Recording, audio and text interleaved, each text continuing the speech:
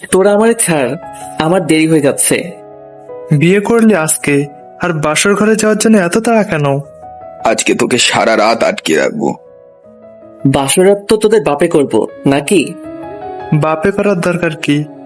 আমরা আছি কি করতে? আজকে আমরা সারা রাত ভাবির সাথে গল্প করব। আচ্ছা, কাল করিস।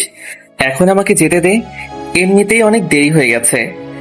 তা বললে তো হবে না, আজকে তোকে আমরা সারা রাত আটকে রাখবো। এই বলে ওরা আমার হাত দুইটা আরো শক্ত করে ধরলো। এর মাঝে ছাদে বাবা এসে পড়লো। বাবাকে দেখে ওরা আমার হাত ছেড়ে দেয়। কিরে মন, এইখানে কি করছিস? ছোট্ট রুমে থাকার কথা। বাবা আমি জি আঙ্কেল, আপনি ঠিক বলেছেন। ওকে আমরা অনেকক্ষণ যাবৎ বলছি যে ভাবির কাছে যাওয়ার জন্য, কিন্তু সে যাচ্ছেই না। আমার কথা শেষ হওয়ার আগেই তানভীর কথাটা বলল। ওর তো আক্কেল জ্ঞান কিছুই নাই। আঙ্কেল, শুধু তাই না, আমরা ওর হাত ধরে জোর করে নিয়ে যাওয়ার চেষ্টা করেছিলাম, কিন্তু সে নাকি যাবে না। কিরে মন, তুই যাবি না কেন? বাবা আমি আঙ্কেল থাক, আর প্রশ্ন করেন না, ওকে যেতে দিন, অনেক রাত হয়েছে। সেটাই। শালা, তোদের পাইলে কাঁচা চিবিয়ে খামো, এইভাবে আমাদের ধরা খাওয়ালি। আজকে বাবা না থাকলে কি যে করতাম তোদের। শালা, তুই কিছুই করতে পারবি না, তোর জালে তোকেই ফাঁসিয়ে দিলাম। কিরে, কিসের বিড়বিড় করছিস? তাড়াতাড়ি যা। যাচ্ছি। এই বলে আমি চলে আসলাম ছাদ থেকে। এখন বাসর ঘরের দিকে হাঁটা ধরলাম। যেতে যেতে আপনাদেরকে পরিচয়টা দিয়ে নেই। আমি ইমন, বাবা মায়ের একমাত্র আদরের সন্তান। পড়াশোনা শেষ করে চাকরি করছি, আর সাথে গুন্ডামিও করি, মানে মাফিয়ার ডন। আর এতক্ষণ যে হারামিগুলা আমারে বাস দিল, সেইগুলা আমার বন্ধু। আজ আমার বিয়ে হয়েছে বিতির সাথে। বিতি হলো আমার বাবার বন্ধুর মেয়ে। আর কিছু জানার দরকার নেই আপনাদের, গল্প পড়তে পড়তে জানবেন সব। পরিচয় দিতে দিতে বাসর ঘরের সামনে চলে আসলাম। দুরু দুরু বুক আর সাহসের সাথে বাসর ঘরে ঢুকলাম। ভিতরে ঢোকার পর মনে হলো যেন সব সাহস ফুস করে বেরিয়ে গেল। ধীরে ধীরে বিথির সামনে গিয়ে দাঁড়ালাম। মেয়েটা আমার কাছে এসে সালাম করে আবার বিছানায় বসে পড়ল। যদি সম্মতি থাকে তাহলে নফল নামাজটা পড়তে এসো, এই বলে আমি অজু করে আসলাম। বিথিও আমার পিছন পিছন গিয়ে অজু করে আসলো। দুজনে নফল নামাজ আদায় করে নিলাম। দেখো আমি আপনার কথা শুনবো, আগে আমার একটা কথা শুনতে হবে। কথার মাঝখান দিয়ে কথাটা বলল বিথি। বলো, কি বলবে? আমি একজন ধর্ষিতা মেয়ে। বিথির কথা শুনে চারদিক যেন ভূমিকম্প শুরু হয়ে গেল। ওর থেকে 2 হাত দূরে সরে এসেছি। নিজের কানকে যেন বিশ্বাস করতে কষ্ট হচ্ছে আমার। সব শক্তি নিয়ে আমি তার সামনে দাঁড়িয়ে আছি। তুমি ধর্ষিতা মানে? খেয়াল করলাম মেয়েটার চোখে বিন্দু বিন্দু পানি জমে আছে। আমাকে ধর্ষণ করা হয়েছে যখন আমি কলেজে পড়তাম। সেই নির্মম পরিহাসটার কাহিনীটা কি আমাকে শোনাবা? শুনুন, সেই দিন আমার মামি এসেছিল আমাকে নেয়ার জন্য তাদের বাসায়। কিরে বিথি, তোর হয়েছে? এই তো মামি, আর একটু লাগবে, তুমি অপেক্ষা করো। কখন থেকে সাজতেছিস? এত দেরি করলে তো হবে না। এই তো শেষ, এখন চলো। মায়ের কাছ থেকে বিদায় নিয়ে চলে এলাম মামার বাসায়। পরীক্ষা শেষ হওয়াতে অনেকদিন থাকারই ইচ্ছে ছিল। মামার পরিবারে মামা আর মামি আর আমার মামাতো ভাই সাপ্পি রয়েছে। খুব হাসি খুশি ভাবে মামির বাসায় গিয়েছিলাম। মামা সকালে অফিসে চলে যায়, আর আমি আর মামি বাসায় থাকি। আর সাব্বিরও কলেজে চলে যায়। কয়েকদিন পর মামির মা খুব অসুস্থ হয়ে যায়। বিথি, আমার মা খুব অসুস্থ, তাই আমাকে বাড়ি যেতে হবে। আচ্ছা, তুমি সাবধানে যেও। আমি কি একা যাব নাকি? তোর মামা আর তুইও আমার সাথে যাবি? না মামি, আমি যাব না। তাহলে তুই কি একা থাকবি নাকি? পারবি একা থাকতে? তোমরা আসবে কখন? আমরা আসবো বিকালে। তাহলে আমাকে নিয়ে ভয় কিসে? টিভি দেখতে দেখতে বিকেল হয়ে যাবে। আচ্ছা, তুই সাবধানে থাকিস, আর রান্না করা আছে, খেয়ে নিস। আচ্ছা, তোমরা যাও। আর হ্যাঁ, সাব্বির কলেজে গেছে, ওর আস্তে আস্তে বিকেল হয়ে যাবে। আচ্ছা যাও, আমি থাকতে পারবো। ওকে, তাহলে আমরা যাই। মামিকে বিদায় দিয়ে আমি টিভিটা অন করলাম। কিছুক্ষণ পর দরজায় কলিং বেল চাপ পড়লো। হয়তো মামি এসেছে এই ভেবে দরজাটা খুললাম। দরজা খুলে দেখি সাব্বির আর একটা ছেলে দাঁড়িয়ে আছে। কিরে, তুই না বিকেলে আসবি? ভালো লাগছিল না, তাই বাসায় চলে আসছি। আচ্ছা, তুই গিয়ে ফ্রেশ হয়ে নে, আমি খাবার রেডি করছি। বিথি, ও আমার ফ্রেন্ড, আজকে আমাদের সাথে খাবে। দুজনে গিয়ে ফ্রেশ হয়ে নে, আমি যাচ্ছি খাবার রেডি করার জন্য। আচ্ছা। সাব্বির আর ওর ফ্রেন্ডকে খাবার বেড়ে দিয়ে আমি টিভি দেখার জন্য চলে আসলাম। কিছুক্ষণ পর ওরা খাবার খেয়ে আমার পাশে এসে বসলো টিভি দেখার জন্য। মা তো মনে হয় আজ বিকেলে আসবে, তাই না? মামি আর মামা বিকেলে ফিরবে। বাহ, তাহলে তো অনেক সুবিধা। সাব্বির হঠাৎ ধীরে ধীরে আমার দিকে এগোতে লাগলো। আমি কিছুটা সরে বসলাম। সবকিছু বুঝে ওঠার আগে কেউ একজন আমাকে পিছন থেকে শক্ত করে জড়িয়ে ধরলো আর আমার হাত পা বেঁধে ফেলে সাব্বির আর তার ফ্রেন্ড। আমার সামনে ওরা দুজন বিবস্ত্র হয়ে যায়। দুজনে ঝাঁপিয়ে পড়ে আমার উপর। এদিকে আমি জবাই করা পশুর মতো ছটফট করছি, সেই দিকে ওদের কোনো খেয়াল নেই। ওরা ওদের কাজ শেষ করে আমার হাতের বাঁধন খুলে দিয়ে যায় আর ওরা বাসা থেকে চলে যায়। আমি কোনো মতে উঠে জামাটা পরে বসে বসে কাঁদতে থাকি। এইভাবে কিছুক্ষণ কাঁদার পর মামা মামি ঘরে আসলো। ওরা ঘরে এসে আমার অবস্থা দেখে অবাক হয়ে যায় আর দ্রুত আমার কাছে আসে। আমি মামিকে জড়িয়ে ধরে কান্না করে দিই। কিরে মা, তোর এই অবস্থা কি করে হয়েছে আমাদের বল। আমি কিছু না বলে মামিকে ধরে কাঁদতে থাকি। বিথি, বলবি তো কি হয়েছে? মামা, সাব্বির আমাকে জোর করে। আমি আর কিছু না বলেই কেঁদে দিই। হয়তো সেই কান্দার মানে মামা মামি বুঝতে পেরেছে। আমি বুঝতে পেরেছি এসব আজ আমার জন্য হয়েছে। বিথি, তোকে আর এই বাড়িতে রাখবো না। সাব্বিরের কালো ছায়া থেকে তোকে দূরে নিয়ে যাব। বিথি, তুই আমাকে মাফ করে দে। আমি তোর মাকে দেওয়া কথা রাখতে পারি নাই। এই বলে মামিও কেঁদে দেয়। চল মা, তোকে তোদের বাড়িতে দিয়ে আসি। এরপর মামির সাথে আমি আমার বাড়িতে চলে আসলাম, কিন্তু আমার মুখে আর কোনো হাসির ছাপ নেই। কিরে বিথি, কি হয়েছে তোর? আমার যেই মেয়ে সারাদিন হাসি মুখে থাকতো, আজ তার মুখের কালো মেঘ কেন? ভাবি, আমি পারি নাই তোমার আমানত রক্ষা করতে। মানে কি বলতেছিস তুই? মামি আর কিছু বলল না। মা যা বুঝার বুঝে নিয়েছে। বর্তমান এটাই হলো আমার জীবনের সেই নির্মম পরিহাস। বিতির কথা শুনে কিছুটা খারাপ লাগলো। তোমরা সাব্বিরের বিরুদ্ধে কিছু করো নাই? ওর বাবা ওকে পুলিশের হাতে দিয়ে দিয়েছিল, এখন কই আছে সেটা জানি না। তোমার মতো ধর্ষিতা মেয়েকে আমি বউ হিসেবে মানতে রাজি না। কথাটা বলার পর বিথি কেঁদে উঠল। আমাকে মাফ করে দিন, আমি আপনার জীবনটা নষ্ট করে দিয়েছি। এই কথাগুলো বিয়ের আগে বলা উচিত ছিল আমার। বিথিকে শক্ত করে জড়িয়ে ধরলাম। মেয়েটা আমার কাঁধে মাথা রেখে কাঁদছে। তোমাকে আমি আমার স্ত্রী হিসেবে অনেক আগেই মেনে নিয়েছি। আমি পাপকে ঘৃণা করি, পাপীকে নয়। আপনি সত্যিই আমাকে মেনে নিয়েছেন? না, শুধু মেনেই নেই নাই, বরং ভালোবেসে ফেলেছি আমার পাগলিটাকে। আপনি কিভাবে আমার মতো ধর্ষিতাকে মেনে নিলেন? একটা থাপ্পড় দিব যদি আরেকবার নিজেকে এইগুলো বলো। আচ্ছা, আর বলবো না। আর আমাকে আপনি করে না, তুমি করে বলতে হবে। আচ্ছা, বলবো। দেখো, তোমার কাহিনী শুনতে শুনতে রাত প্রায় শেষের দিকে। ঘুমাবে না? ওকে, তাহলে আজ আর না, এখন ঘুমিয়ে পড়ো। ওকে, গুড নাইট। আমাকে বুকে নিয়ে ঘুমাতে হবে, নইলে আমি ঘুমাবো না। ওকে। বিতিকে বুকের মাঝে রেখে ঘুমিয়ে পড়লাম। সকালে ঘুম থেকে উঠলাম, উঠে দেখি পাগলিটা আমার বুকে পিচ্চিদের মতো শুয়ে আছে। ওর মুখ দেখে বোঝা যায় নাই যে ও জীবনে কঠিন বাস্তবতার শিকার হয়েছে। সকাল হয়ে গেছে, তাই ওকে সরিয়ে দেওয়ার চেষ্টা করলাম, কিন্তু ফলাফল শূন্য। ও আমাকে আরো শক্ত করে জড়িয়ে ধরলো। এই বিতি, উঠো, দেখো সকাল হয়ে গেছে। তো আমার ঘুম পাচ্ছে অনেক। না, অনেক সকাল হয়েছে, এখন উঠে পড়ো। এই বলে বিতিকে টেনে তুলে ফেললাম। ধুর, তোমার টানাটানিতে আর ঘুমটাই হলো না। আরে বাবা, এত ঘুমালে উঠবে কখন? যাও, ফ্রেশ হয়ে আসো। যাচ্ছি। আমি আর বিথি চলে গেলাম ফ্রেশ হওয়ার জন্যে। ফ্রেশ হয়ে খাবার টেবিলে গিয়ে দেখি বিথি মায়ের কাজে সাহায্য করছে। সবাই মিলে খাবার টেবিলে বসলাম নাস্তা করার জন্য। মা আপনি আসেন, আমি খাবারগুলো বেড়ে দিচ্ছি। না থাক, তুমি বসো, আমি দিচ্ছি। আমি আসার আগে অনেক বেড়ে খাইছেন, এখন আমি এসেছি তাই দায়িত্বটা আমার কাঁধেও পড়েছে।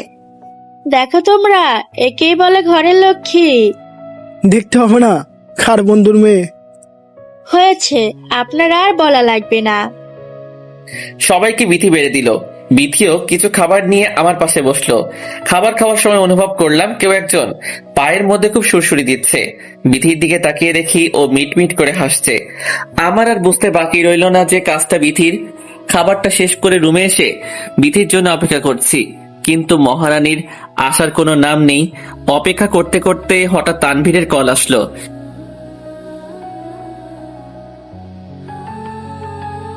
কিরে দোস্ত, কি হয়েছে? দোস্ত, একটা সমস্যা হয়েছে, একটু আসতে পারবি? আসতে পারবো না মানে? বল, কই আসতে হবে? 4 রাস্তার মোড়ে আয়, আমি ওইখানেই আছি। ওকে, আসছি। এই বলে আমি বের হতে লাগলাম। এই কই যাচ্ছ তুমি? একটু আসছি, কিছুক্ষণের মধ্যে ফিরে আসবো। ওকে, সাবধানে যেও।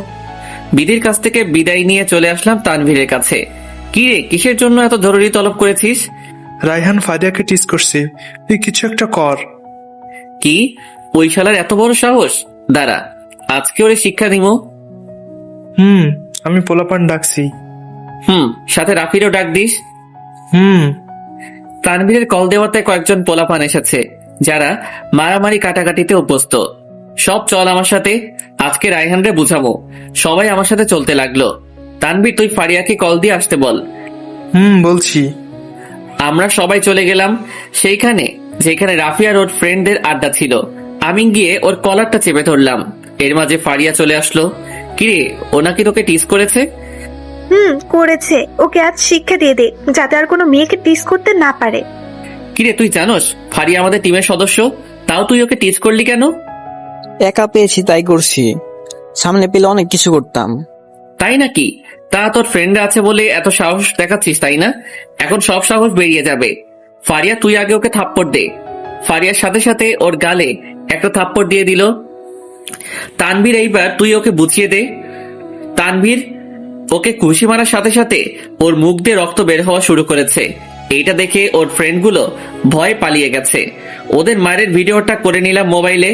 তানভীর, এইবার রাফিকে সুযোগ দে। রাফি ও রায়হানকে ইচ্ছে মতো মারলো। ভাই আমাকে মাফ করে দিন, আমি আর করবো না, কাউকে টিচ করবো না। তোর তো অনেক সাহস ছিল ফ্রেন্ডকে দেখে, এখন সাহস কই গেল? তোকে এমন মারমো যে সব ভুলে যাবি আজকে।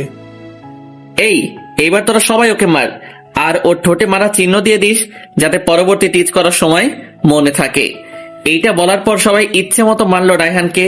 ছেলেটার শরীর দিয়ে রক্ত পড়তে শুরু করলো। ভাই আমাকে মাফ করে দিন, আমি আর কোনোদিন টিচ করবো না। সবাই ওকে ছেড়ে দিয়ে মেডিসিন কিনে দিয়ে আয়। এই বলে আমি বাসার দিকে হাঁটা ধরলাম। এই ইমন, দাঁড়া। ফারিয়ার কথা শুনে দাঁড়িয়ে গেলাম। কি ডাকছিস কেন? আমাদের রেখে কই যাচ্ছিস? কোথায় আবার? বাসায় যাব। নতুন বিয়ে করে এত উন্নতি হয়েছে তোর? কিসের উন্নতি? আগে সময় পাইলে আমাদের সাথে আড্ডা দিতি, আর এখন বিয়ের পর কত উন্নতি তোর। ভাবি মনে হয় ইমনকে জাদু করে রেখেছে। তাই মনে হয়। চল আজকে বিথি ভাবির সাথে দেখা করে আসি। কিরে, নিবি তোর বইয়ের সামনে আমাদের? চল তাহলে আজকে নিয়ে যাই। হারামি 3টাকে নিয়ে গেলাম বাসায়। বিথি, ওরা 3টা আমার হারামি বন্ধু। ওদের 3 গ্লাস পানি খাইয়ে বিদায় করে দাও। পাগল নাকি তুমি? ওদের রুমে নিয়ে বসো। ভাবি কি তোর মতো কিপটে নাকি?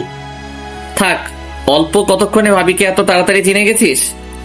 চিনবে না, মুখ দেখলে বোঝা যায় যে কতটা ভালো, আর তোর মুখ দেখলে। হয়েছে ভাই, মাফ কর, আর মান সম্মান ডুবাইস না। ওকে চল, তোর রুমে যাই। তানভীর, রাফি আর ফারিয়ার সাথে আমি আর বিথি ইচ্ছে মতো আড্ডা দিয়ে ওদের বিদায় করে দিলাম। রুমে আসতেই বিথি দরজাটা আটকে দিল। কি হলো, দরজা আটকালে কেন? তোমার সাথে কথা আছে, তাই আটকিয়েছি। কি বলবে বলো? তুমি সকালে আমার কাছ থেকে বিদায় নিয়ে কই গিয়েছিলে? গিয়েছিলাম একটু বাহিরে আড্ডা দিতে। আড্ডা দিতে কি শার্টে রক্ত লাগে? বিধির কথা শুনে শার্টে তাকিয়ে দেখি রায়হানের রক্ত কিছুটা আমার গায়ে এসে লেগেছে। না মানে এইটা কি মানে করছো? সত্যি বলো, তুমি কই গিয়েছিলে? সত্যি বলতে একজনকে শিক্ষা দিয়েছি। তা কি এমন শিক্ষা দিয়েছো? দেখবে সেই শিক্ষা? ওকে, দেখি। বিধিকে মোবাইলে করা রায়হানকে মারার ভিডিও দেখিয়ে দিলাম। রায়হানকে এইভাবে মারতে দেখে ও খুব ভয় আর সাথে অবাক হয়ে যায়। এই, তোমরা একে এভাবে মারলে কেন? ছেলেটা খুব ভালো, তাই মেরেছি। ভালো ছেলেকে বুঝি মারা লাগে? বিধির কোমরটা শক্ত করে চেপে ধরলাম আর বিছানায় শুয়ে দিয়েছি। ছেলেটা ফারিয়াকে টিচ করেছে, তাই ওকে শিক্ষা দিয়েছি।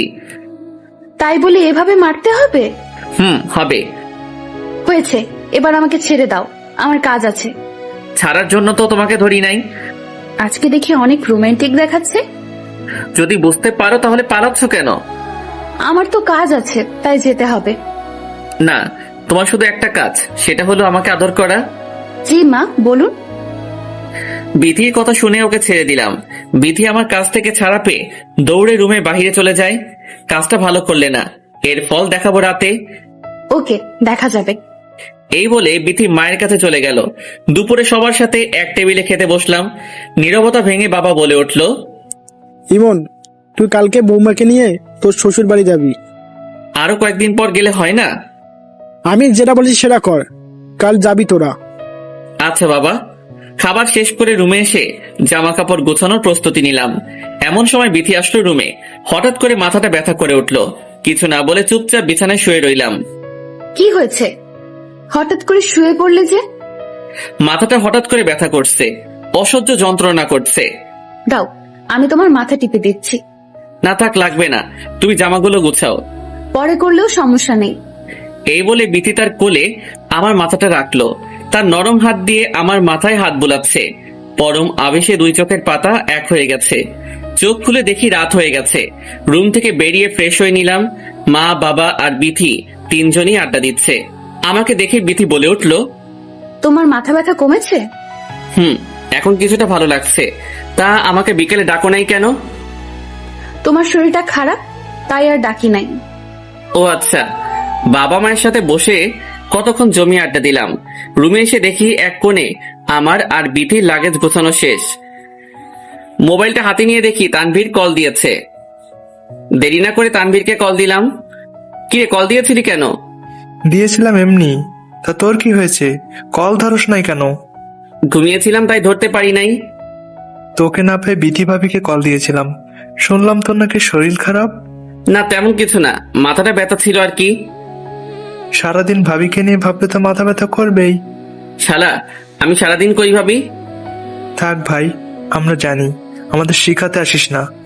আচ্ছা দোস্ত, পরে কথা বলি, এখন খাবো। Okay bye. কল কেটে দিয়ে খাবার খেতে চলে গেলাম। কোনো মতে খাবারটা খেয়ে রুমে এসে ঘুমানোর প্রস্তুতি নিলাম। কিছুক্ষণ পর বিথি আসলো রুমে। আমি আস্তে আস্তে দরজাটা আটকে দিলাম। কি হলো? তুমি দরজা আটকালে কেন? তোমাকে শিক্ষা দিব তাই। কি শিক্ষা? কেন, তুমি না বললে রাতে কি করতে পারি দেখবে? না, আমাকে আর দেখাতে হবে না, আমি বুঝে গেছি। কিছু না করতে বুঝে গেছো? বাহ, তুমি তো অনেক ব্রিলিয়েন্ট। এই বলে আমি ধীরে ধীরে বিথির দিকে এগোতে লাগলাম আর বিথি পিছনে যেতে লাগলো। এক পর্যায়ে বিথি দেওয়ালে ঠেকে যায়। আমি ওর খুব কাছাকাছি চলে আসি। বিথির নিঃশ্বাসগুলো খুব ভারী হয়ে গেছে। ওর নিঃশ্বাসগুলো আমার মুখের উপর পড়ছে। দেখাবো কেমন শিক্ষা দিতে পারি। না লাগ।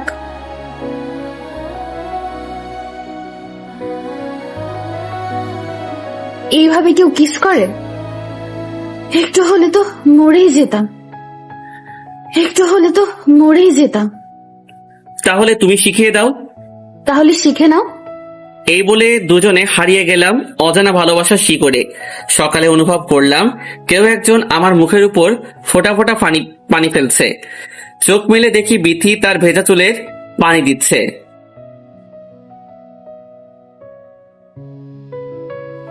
চোখ মেলে দেখি বিথি তার ভেজা চুলের পানি দিচ্ছে। কি হয়েছে? এইভাবে পানি ছিটাচ্ছ কেন? পেয়েছে তো, আর কত ঘুমাবে? এই বলে বিথি আবার পানি দিতে লাগলো। বিথির পানি দেওয়াতে ঘুম পুরোটাই আকাশে উড়ে গেছে। বিথির দিকে তাকাতেই যেন ক্রাশ খেয়েছি। গোসল করার পর শাড়ি পরেছে আর ভেজা চুলে উফ, অসাধারণ লাগছে। আমি বিথির হাত টান দিয়ে আমার বুকে শুইয়ে দিলাম। এইটা কি হচ্ছে? কেউ দেখে ফেলবে। ছাড়ো আমাকে। আগের বার হুমকি দিয়ে পালিয়ে গিয়েছো, কিন্তু এইবার আর পারবে না। আমার কাজ আছে, আমাকে যেতে দাও। শুনো, আমাকে এত বোকা ভেবো না, যত বোকা তুমি। কি আমি বোকা? অনেক বোকা। কারণ আমরা আজকে তোমার বাড়িতে যাব, আর তোমার এখন কোনো কাজ নেই। কাজ না থাকলেও আমাকে ছাড়ো, রেডি হতে হবে। পরে হলেও চলবে, আগে আমার বুকে শুয়ে থাকো। নাস্তা করবে না? দেরি হয়ে যাচ্ছে। ধুর, তোমাকে একটু জড়িয়ে ধরেছি আর তুমি কিনা পালানোর চেষ্টা করছো। জড়িয়ে ধরার অনেক টাইম পাবে, এখন নাস্তা করতে যাও। যাচ্ছি। ফ্রেশ হয়ে সবার সাথে নাস্তা করে রুমে এলাম রেডি হওয়ার জন্য। আই, আমাকে একটু সাহায্য করতে পারবে? বলো কি করতে হবে। আমি শাড়ি পরতে পারি না, আমাকে একটু সাহায্য করবে? কি, তুই শাড়ি পরতে পারো না? এই বলে আমি হাসা শুরু করে দিলাম। আজ আমি শাড়ি পরতে পারি না বলে হাসতে হবে? ওকে, আর হাসবো না, দাও পরিয়ে দেই। আই, তুমি শাড়ি পরাতে পারো? পারবো না কেন, সব পারি আমি। সত্যি করে বলো, তুমি আগে কোন মেয়েকে পরিয়েছো? আরে বাবা, আমি আবার কাকে পড়াতে যাব? তাহলে তুমি কিভাবে শিখলে? নেটে শিখেছি। তা হঠাৎ শাড়ি পরানো শিখলে কেন? আরে বাবা, বিয়ের পর বউকে পরিয়ে দিব, তাই শিখেছি। হয়েছে, আর বলতে হবে না, এখন আমাকে সাহায্য করো। সাহায্য করতে গেলে তো আমার নিয়ন্ত্রণ হারিয়ে যাবে। ধুর, কি যে বলো না, তাড়াতাড়ি সাহায্য করো। বিধিকে শাড়ি পরাতে ব্যস্ত হয়ে পড়লাম। বিধির পেট স্পর্শ করতেই যেন ও কেঁপে উঠছে, যেন ওর সারা শরীর দিয়ে কারেন্ট বয়ে যাচ্ছে। ও আমার হাতটা শক্ত করে চেপে ধরে আছে। কি হলো, হাত ধরলে কেন? তুমি শুধু কুচিটা ঠিক করে দাও, বাকিটা আমি করতে পারবো। আচ্ছা, আমি বিধির কুচিটা ঠিক করে দিলাম। বাহ, আমার বউকে তো শাড়িতে দারুণ লাগছে। কেন, শাড়ি ছাড়া দারুণ লাগে না বুঝি? লাগে, তবে আজকে অন্যরকম লাগছে। এইবার তুমিও রেডি হয়ে নাও। আমি একটা পাঞ্জাবি পরে নিলাম। বাহিরে গাড়ি নিয়ে বিধির জন্য অপেক্ষা করছি। কিছুক্ষণ পর মহারানী সেজে গুজে আসলো। ওর দিকে তাকাতে যেন আমি হারিয়ে যাই ওর রূপে। বাহ, শাড়িতে কাজলে হালকা লিপস্টিকে বিধিকে দারুণ লাগছে। এইভাবে কি দেখছো? তোমাকে দেখছি। কেন, আমাকে আগে দেখো নাই?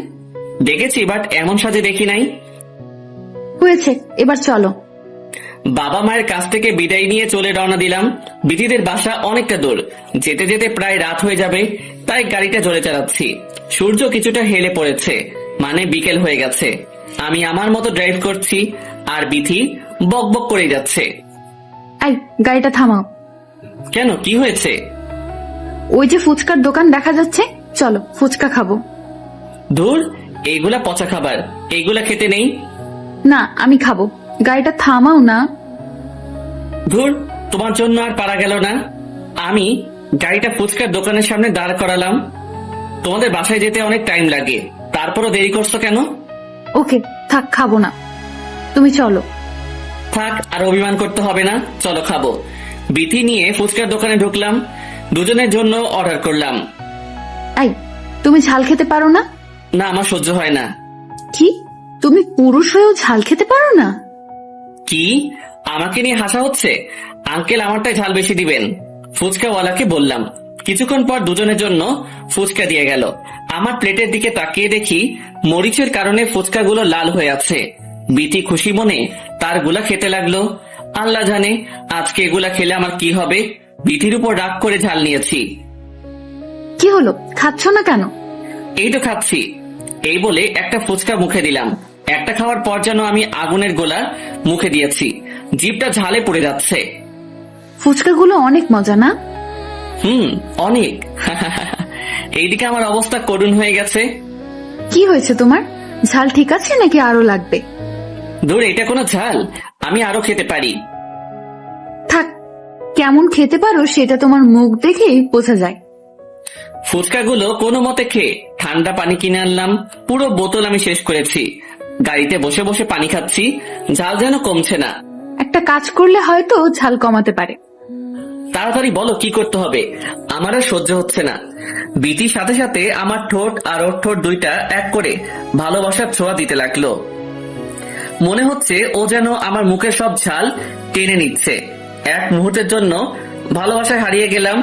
এইভাবে কতক্ষণ থাকার পর আমি নিজে থেকে ভীতিকে সরিয়ে দিলাম। মেরে ফেলবে নাকি আমাকে এইভাবে? মারছি কই, আমি তো তোমার ঝালগুলোর ভাগ নিচ্ছি। হয়েছে, আমার সব ঝাল চলে গেছে, এখন ড্রাইভ করতে দাও। করো। কয়েক ঘন্টা ড্রাইভ করে বিটিদের বাসায় আসলাম। আস্তে আস্তে রাত হয়ে গেছে, দুজনে খুব ক্লান্ত। আসার সাথে সাথে বিথির চাচাতো বোন আর মামাতো বোনগুলো আমাকে ঘিরে ধরলো। ক্লান্ত শরীর নিয়ে বিথির রুমে এসে শুয়ে রইলাম। কিছুক্ষণ পর বিথি হাতে করে শরবত নিয়ে আসলো। এই নাও, এটা খেয়ে নাও, ক্লান্তি ভাব দূর হয়ে যাবে। আমি কথা না বলে বিথির কাছ থেকে গ্লাসটা নিয়ে পান করতে লাগলাম। কিছুক্ষণ বিশ্রাম নিয়ে সবার সাথে বেশ জমিয়ে খাবার খেলাম। রুমে এসে শুয়ে আছি, এমন সময় শালিগুলো আসলো। কি দুলা ভাই, খুব ক্লান্ত নাকি? ছিলাম ক্লান্ত, কিন্তু এত শালিকে দেখে তো আর ক্লান্ত থাকা যায় না। দুলা ভাই, আমরা আপনার সাথে গল্প করতে এসেছি, করবেন আমাদের সাথে গল্প? কেন করব না, অবশ্যই করব। শালিগুলার সাথে মনের আনন্দে গল্প করছি আর হাসাহাসি করছি। এমন সময় বিথি আসলো। কি হচ্ছে এখানে শুনি? শালিগুলার সাথে গল্প করছি। এই, তুমি তো ক্লান্ত, এখন গল্প না করে শুয়ে পড়ো। দুলা ভাই, এখন আর ক্লান্তি অনুভব করছেন না? তবুও তোরা এখান থেকে যা, পরে আসিস। এই আপু শোন, আমরা তোর জামাইকে নিজেদের জামাই বানাতে আসি নাই, আমরা এসেছি গল্প করার জন্য। এই, তুমি কি গল্প করবা নাকি ঘুমাবা? সমস্যা কি, ওদের সাথে একটু গল্প করে নেই, আমি না হয় পরেই ঘুমাবো। তোমার যা ইচ্ছা করো। বিথির কথায় কান্না দিয়ে আবার গল্প শুরু করে দিলাম। কিছুক্ষণ গল্প করার পর হয়েছে, আজ আর নয়, আবার কাল গল্প করব। ওকে দুলা ভাই, গুড নাইট। ওকে, গুড নাইট। শালিগুলা রুম থেকে চলে গেল আর বিথি অন্য পাশ ফিরে শুয়ে আছে। আমি ঘুমানোর জন্য প্রস্তুতি নিচ্ছি, কিন্তু বিথি রাগ করে শুয়ে আছে। আমি লাইটটা অফ করে শুয়ে রইলাম। কিছু না ভেবে বিথিকে জড়িয়ে ধরলাম। আমাকে ছেড়ে দাও, ওদের সাথে গল্প করো, যাও। পাগড়িটা বুঝি আমার সাথে এই জন্য রাগ করেছে? না, আমি রাগ করি নাই। এইবার বিথিকে শক্ত করে জড়িয়ে ধরলাম। পারবে এই পাগলটার সাথে রাগ করে থাকতে? বিথি এইবার আমার দিকে চেয়ে আমাকে জড়িয়ে ধরলো। না, কোনোদিন আমি তোমার সাথে রাগ করে থাকতে পারবো না। তাহলে এইভাবে অভিমান করে শুয়ে আছো কেন? ভালো লাগছিল না তখন, বাট এখন ভালো লাগছে। মুহূর্তের মধ্যে অনুভূতি পরিবর্তন হয়ে গেছে। এই যে তুমি আমাকে জড়িয়ে ধরেছো, তাই এমন লাগছে। আজকে সারা রাত তোমাকে জড়িয়ে ধরে ঘুমাবো। নিষেধ করেছে কে? তাই তো। এই বলে বিথিকে জড়িয়ে ধরলাম আর বিথিও আমাকে জড়িয়ে ধরে ঘুমিয়ে গেলাম। সকালে গালের মধ্যে কিছুর স্পর্শ পেয়ে ঘুমটা ভেঙে গেল। তাকিয়ে দেখি বিথি সামনে দাঁড়িয়ে আছে। এতই যখন চুমো খাওয়ার শখ, তাহলে আমাকে বলতে পারো, আমি পূরণ করে দিব। ইস, শখ কত, ওনাকে নাকি আমি চুমু খাবো। তাই নাকি? এই বলে আমি বিথিকে টান দিয়ে আমার উপরে শুইয়ে দেই। এই ছাড়ো, কেউ দেখে ফেলবে। দেখলে দেখুক, আমার গেলে চুমু দিয়ে আবার বড় বড় কথা বলা হচ্ছে, তাই না? যা সত্যি তাই বলেছি। আমি এখন তোমাকে... না, এখন কিছু না, ছাড়ো আমাকে, মা চলে আসবে। আসলে আসুক, শাশুড়ি মা দেখুক তার মেয়েকে কিভাবে আদর করছি। রোমান্স করা কি শেষ নাকি, না আরো বাকি আছে? শালির কথা শুনে দ্রুত বিথিকে ছেড়ে দিলাম আর শালির দিকে তাকিয়ে দেখি সে অন্যদিকে ঘুরে দাঁড়িয়ে আছে। আরে শালিকা, তুমি এখানে? আপনাদের মা খেতে ডাকছে। ওকে, তুই যা, আমরা আসছি। ওকে। এই বলে শালি চলে গেল। আমি বিথির দিকে তাকিয়ে মুচকি মুচকি হাসছি। বলেছিলাম না কেউ এসে পড়বে। ওর কাছে মান সম্মান সব চলে গেল। সাথে নাস্তা করে রুমে চলে আসলাম। এমন সময় ফারিয়া কল দিল। আসছি। বিছানা থেকে উঠে ফ্রেশ হয়ে সবার সাথে নাস্তা করতে গেলাম। সবার সাথে ফারিয়া বল। কিরে, তুই নাকি শ্বশুর বাড়িতে গিয়েছিস? গতকাল আসলাম। যাবে, ভালো কথা, একবারও জানাতে পারলে না? সরি দোস্ত, জানাতে মনে ছিল না। বউকে পেয়ে আমাদের একদম ভুলে গেছিস হয়তো। ওই কি বললি? না কিছু না, বউকে ভুলতে পারি কিন্তু তোদের ভুলবো না। থাক, আর চাপা মারিস না। বাসায় আসবি কবে? এই তো 2-1 দিন পর। আচ্ছা, তোর অফিস কবে খোলা? বাসায় আসার পরের দিন অফিসে যাব। ওকে, তাহলে পরে কথা বলি। Okay bye. কল কেটে দিয়ে মোবাইল টিপা শুরু করলাম। কিছুক্ষণ পর দুইজন মহারানীর আগমন রুমের মধ্যে। কি হলো, দুজনে আমার সামনে এসে দাঁড়ালে যে? দুলা ভাই আজকে আমাকে আর আপুকে নিয়ে ঘুরতে বের হবে? না, আজকে না। আজকে ঘোরার মন মানসিকতা নেই। না দুলা ভাই, আজকে আর এইসব বললে হবে না, আমাদের নিয়ে ঘুরতেই হবে। এইটাই ফাইনাল। তুমি রেডি হয়ে নাও, আমরাও হচ্ছি। হচ্ছি।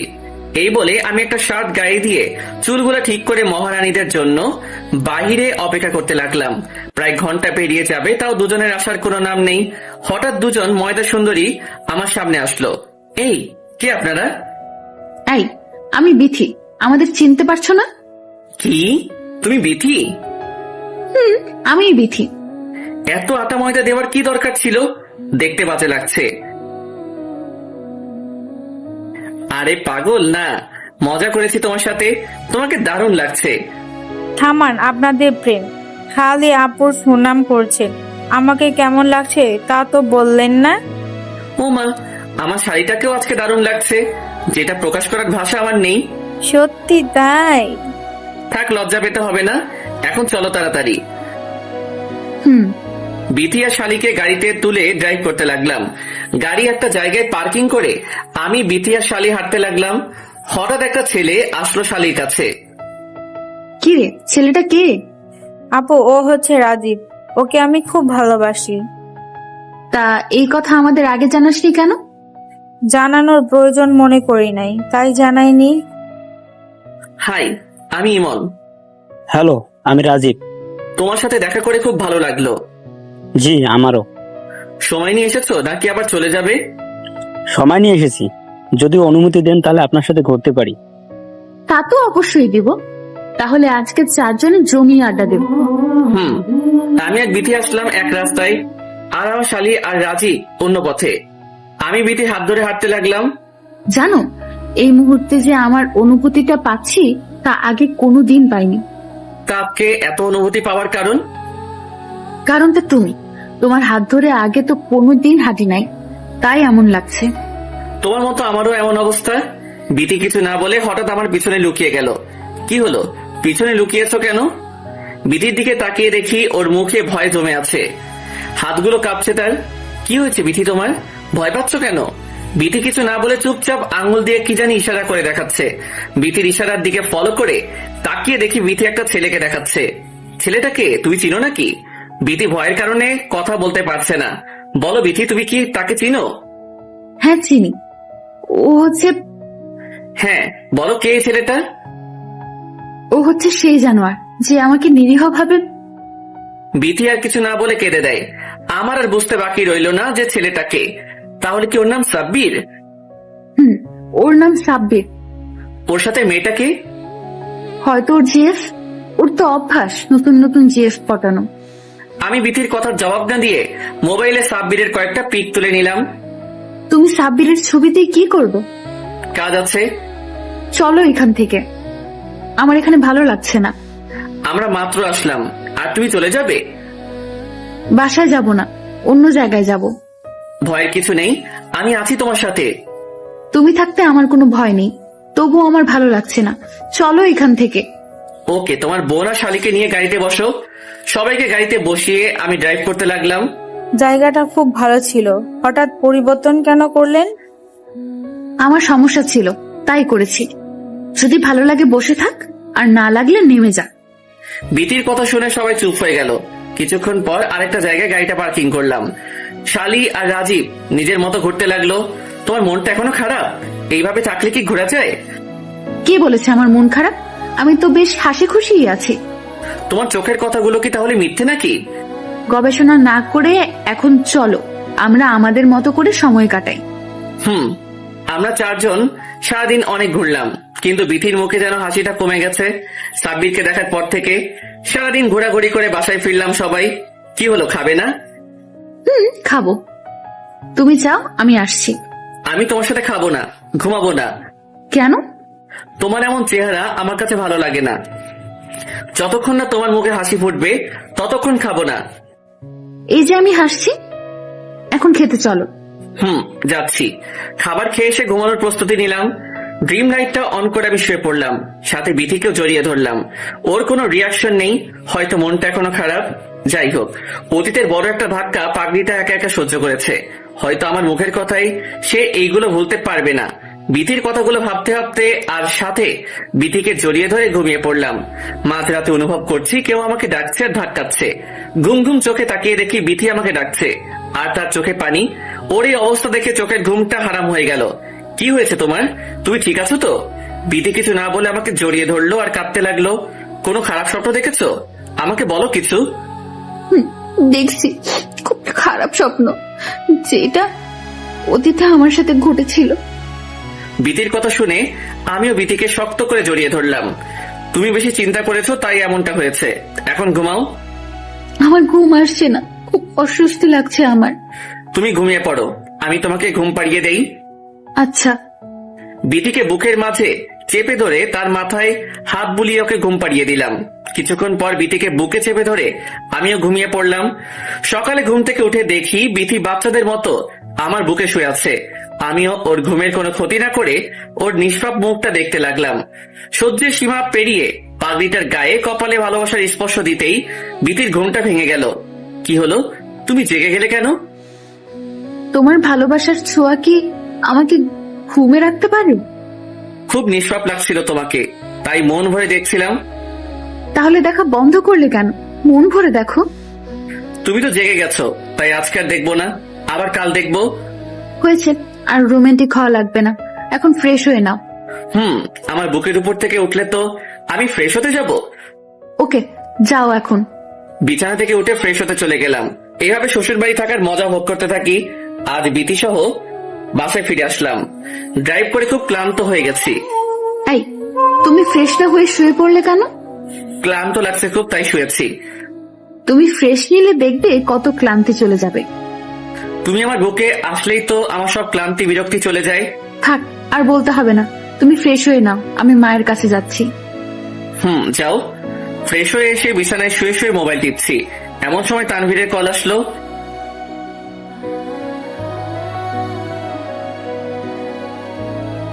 হ্যাঁ তানভীর, বল।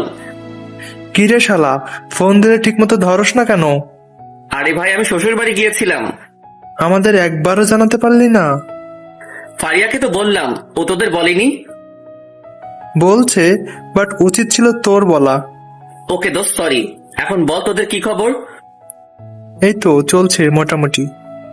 দোস্ত, কাল আমার অফিস আছে, তুই কাল আমার অফিসে আসতে পারবি? পারবো না কেন, এখন বল আসবো কি কারণে। সব কাল বলবো, তুই কাল দেখা করিস।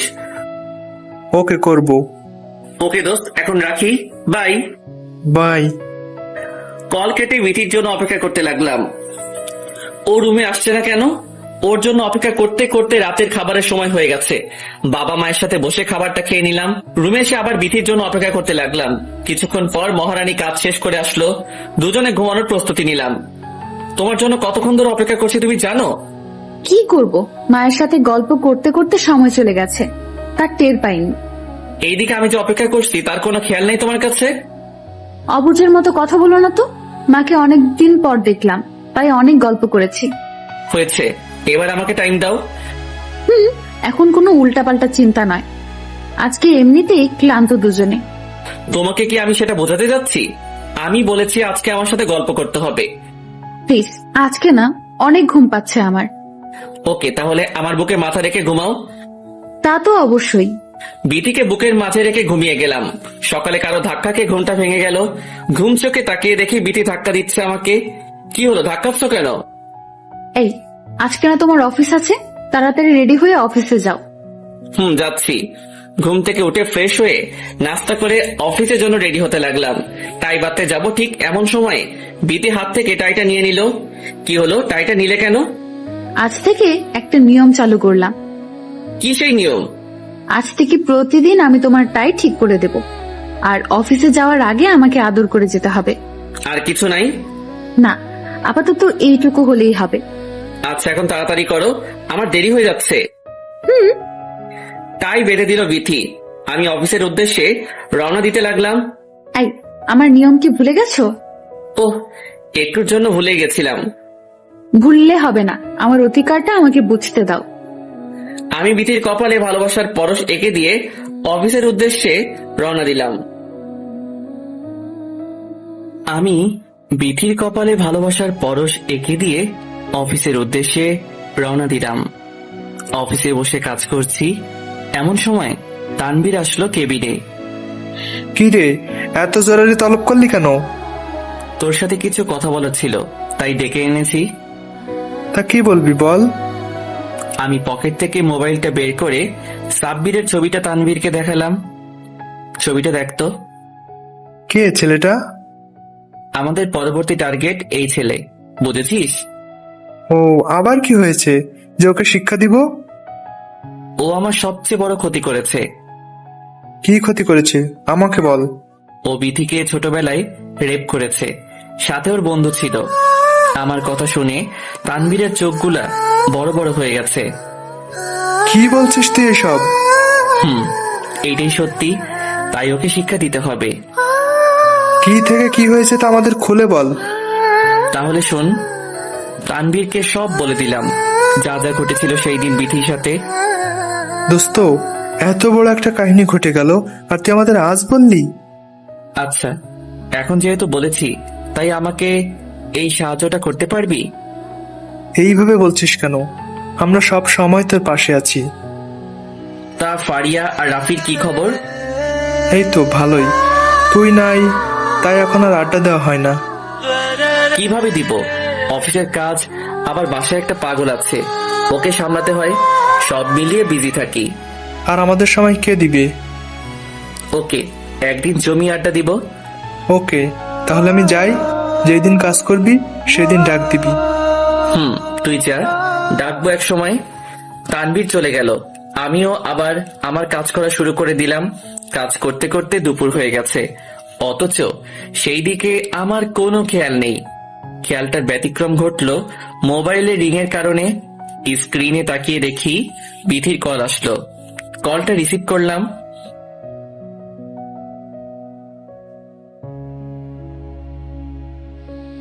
হ্যাঁ বিথি, বলো। এই, কি করছো এখন? অফিসে মানুষ কি করে? দুপুরের খাবার খেয়েছো? না, আমি এখনো খাইনি, কাজ শেষ হলে খাবো। কি, এখনো খাওনি কেন? কাজ আছে এখন, তাই খেতে পারি নাই। কাজ শেষ হলে খাবে, নইলে আমিও খাবো না। তুমিও খাওনি? না, এখনো খাইনি। খাওনি কেন? তুমি খাওয়ার পর খাবো। ওকে, আমি খেয়ে এসে তোমাকে কল দিচ্ছি। ওকে। কল কেটে দিয়ে সব কাজ আপাতত রেখে খাবারটা খেয়ে নিলাম। খাওয়ার পর বিথিকে কল দিলাম। খেয়েছো তুমি নাকি এখনো খাওনি? মাত্র খেয়েছি, তুমিও খেয়ে নাও। ওকে, খাচ্ছি। আরে, কোনোদিন আমার জন্য অপেক্ষা করবা না? নিজের খাবারটা খেয়ে নিবা। পারবো না, পারবো না, পারবো না। এই বলে বিথি লাইনটা কেটে দিল। পাগলি একটা, ওর কথা ভাবতেই ঠোঁটের কোণে হাসিটা চলে আসে। সারাদিন অফিসে কাজ করে বাসায় ফিরলাম ক্লান্ত শরীরে। ক্লান্তির কারণে বসে আছি, হঠাৎ কেউ একজন আমার মুখটা পরিষ্কার করতে লাগলো। তাকিয়ে দেখি বিথি তার আঁচল দিয়ে আমার মুখটা পরিষ্কার করছে। সারাদিন নিজের একটু যত্ন করতে পারো না? তুমি থাকতে আমি নিজের যত্ন কেন করব? যেদিন আমি হারিয়ে যাব সেদিন কি করবে? বিথির কথা শুনে নিমি সেই মনটা খারাপ হয়ে গেল। ও আমার মুখটা এখনো পরিষ্কার করছে। আমি ওর হাতটা ধরে ফেলি। কি হলো, হাত ধরলে কেন? লাগবে না আমার যত্ন নেওয়া? আমার কথা শুনে রাগ হলো বুঝি? রাগটা সামলাতে না পেরে বিথিকে জড়িয়ে ধরলাম। আর কোনোদিন এসব বলবা না, তুমি আমাকে ছেড়ে কোথাও যাবে না। কষ্ট পেয়েছো বুঝি? অনেক। এখন আমাকে ছেড়ে দিয়ে ফ্রেশ হতে যাও। যাচ্ছি। রাতে খাবারকে ঘুমানোর প্রস্তুতি নিলাম। বিথি রুমে আসলো।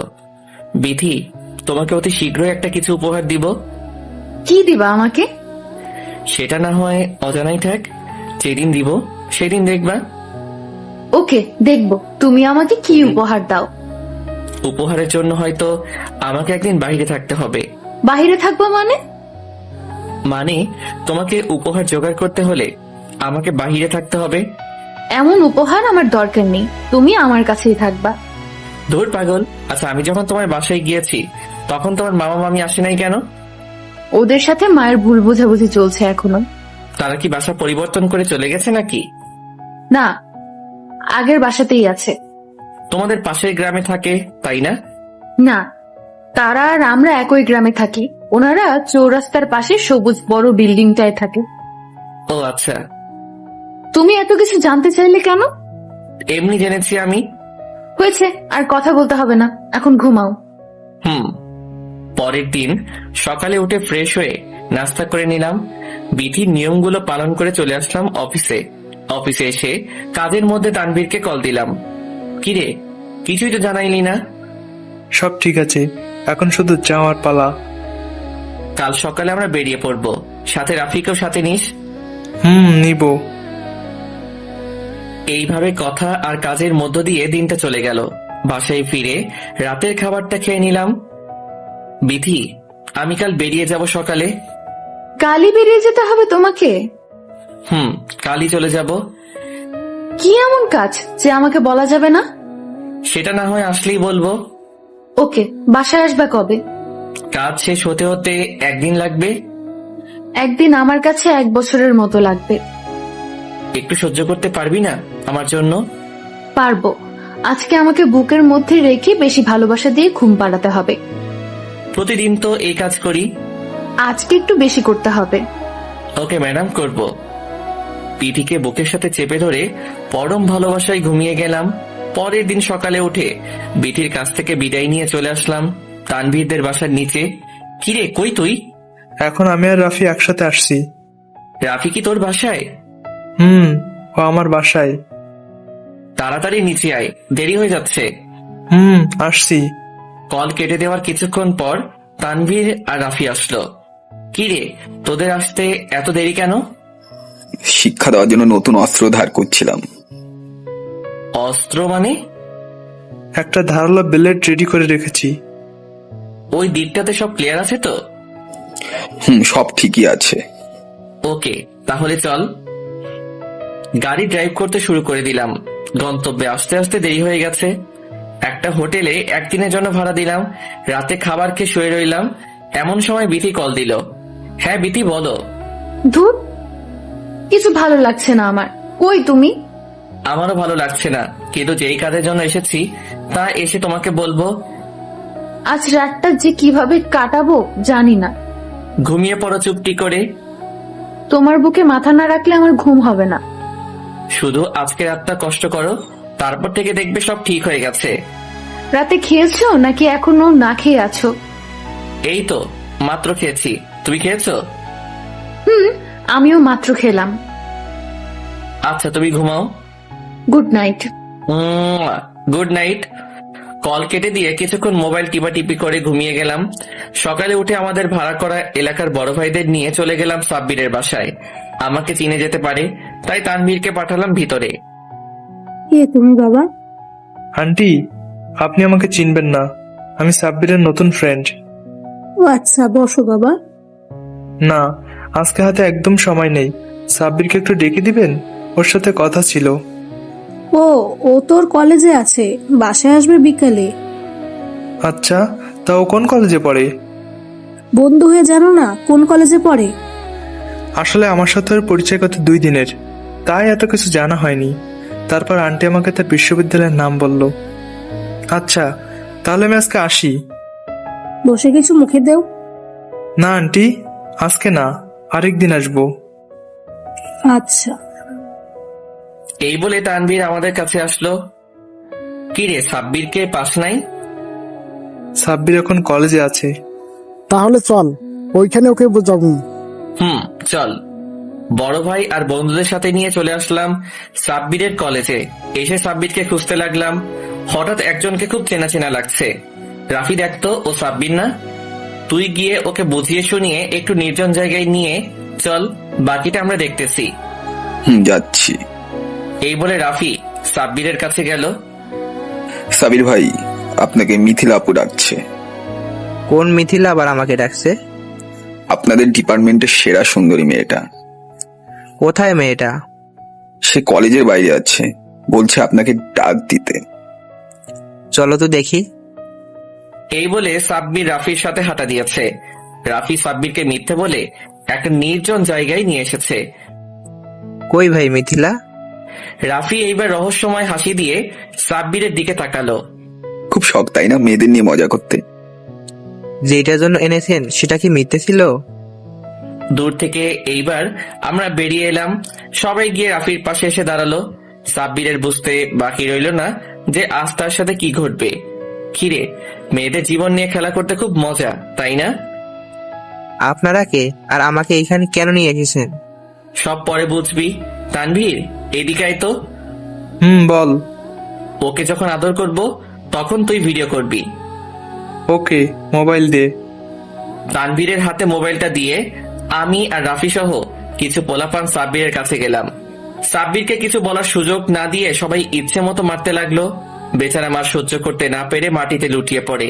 শরীর দিয়ে রক্ত বের হচ্ছে, তবুও যেন আমার রাগ কমছে না। সবাই থেমে গেলেও আমিও ইচ্ছে মতো মারতে লাগলাম। ইমন, বিথি ভাবি কল দিয়েছে। মায়ের মাঝখান দিয়ে তানভীর কথাটা বলে উঠল, ওকে তোরা ওকে সাইজ কর, আমি আসছি। এই বলে তানভীরের হাত থেকে মোবাইলটা নিয়ে দূরে চলে আসলাম। হ্যাঁ বাবু বলো। এই, তুমি কি আমাকে ভুলে গেছো নাকি? বাবু কাজ করছি, কাজ শেষ হলে কল দিব। দিবা কিন্তু। দিব। কল কেটে দিলাম। সাব্বিরের কাছে যেতে খুব অবাক হয়ে গেলাম। সাব্বিরের শরীর দিয়ে আগের চেয়ে বেশি রক্ত বের হচ্ছে। তানভীরের দিকে তাকিয়ে দেখি ওর হাতে সেই ধারালো ব্লেডটা। কিরে, তুই কি পাগল হয়ে গেছিস নাকি? ওকে এটা দিয়ে আঘাত করলি কেন? হালকাভাবে আঘাত করেছে, এত বেশি ক্ষতি হয়নি। ওকে হাসপাতালে নিয়ে যাস। এলাকার পোলাপানদের বললাম, আমাদের কাজ শেষ, এইবার আমরা ফিরে যাই। তাই ভালো। রাফি আর তানভীরকে নিয়ে রওনা দিয়ে দিলাম। এইদিকে সাব্বিরের ফ্রেন্ডরা ওকে খুঁজে পেয়ে হাসপাতালে নিয়ে গেল। এইদিকে আমার বাসায় আসতে আসতে প্রায় রাত হয়ে গেছে।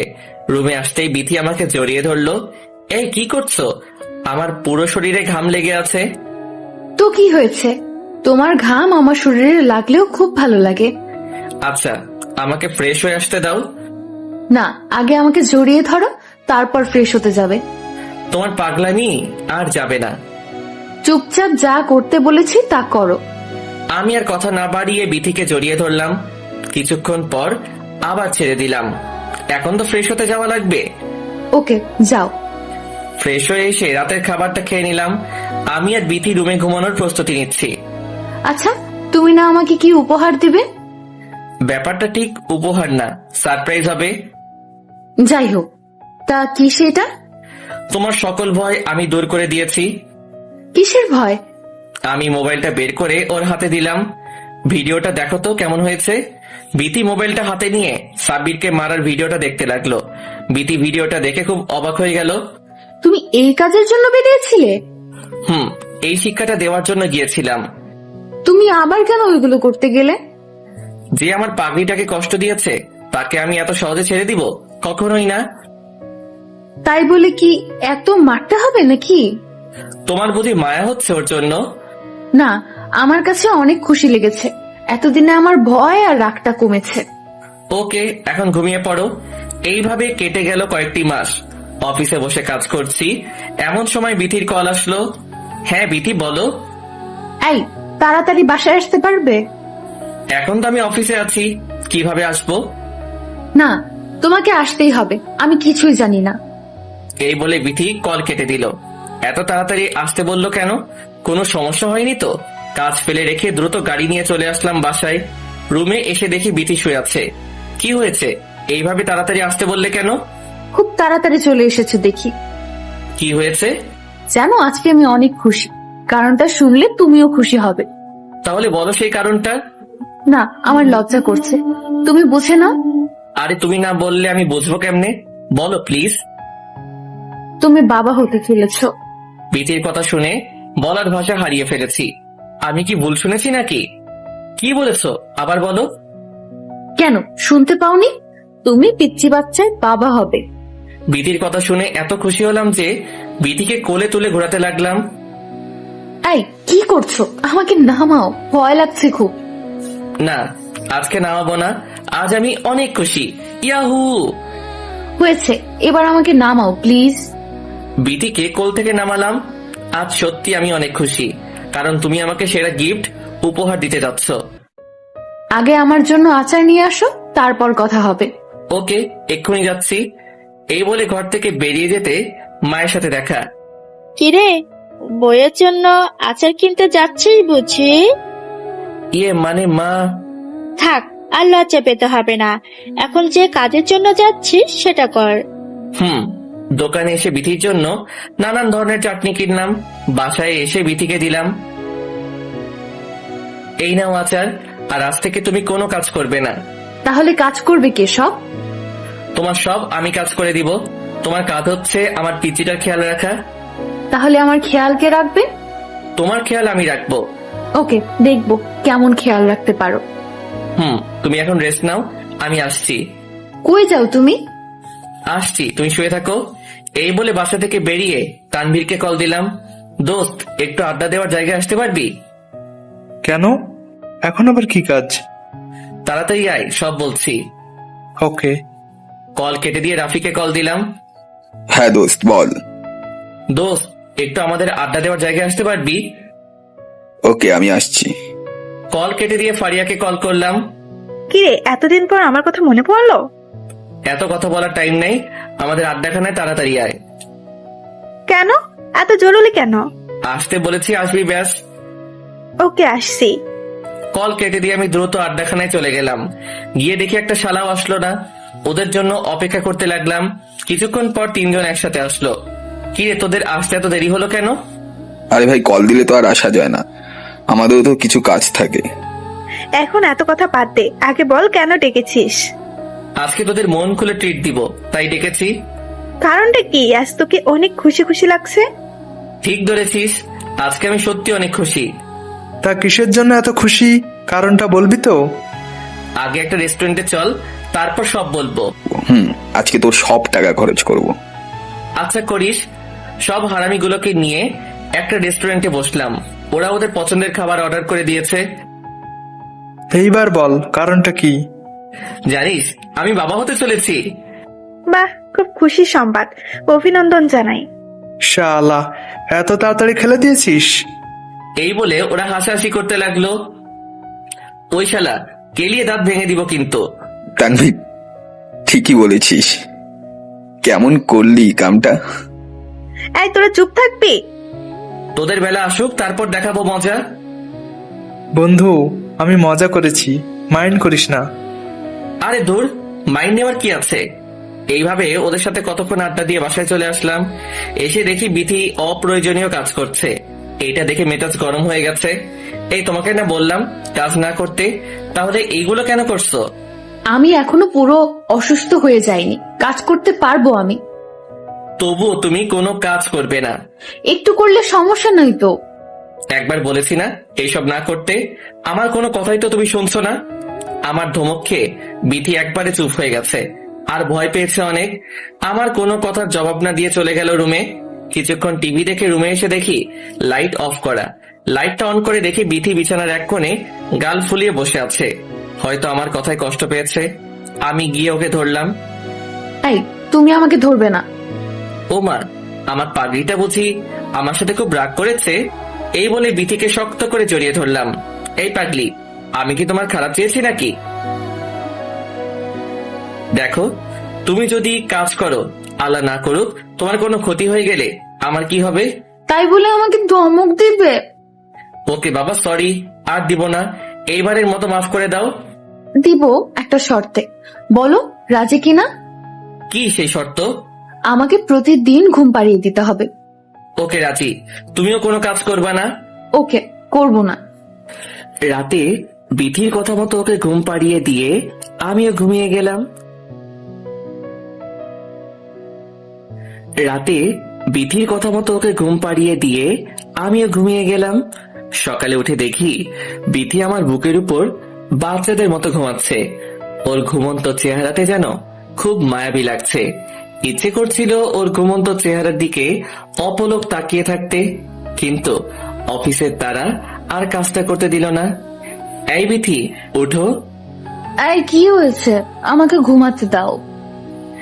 এই, আমার অফিসে দেরি হয়ে যাচ্ছে, তাড়াতাড়ি উঠো। দূর, আমার ঘুমটা নষ্ট করে দিলে। আমার অফিস আছে আজকে, তুমি এইভাবে শুয়ে থাকলে আমি যাব কি করে? হয়েছে, এবার ফ্রেশ হতে যাও। যাচ্ছি। বিথিকে বুক থেকে সরিয়ে ফ্রেশ হতে গেলাম।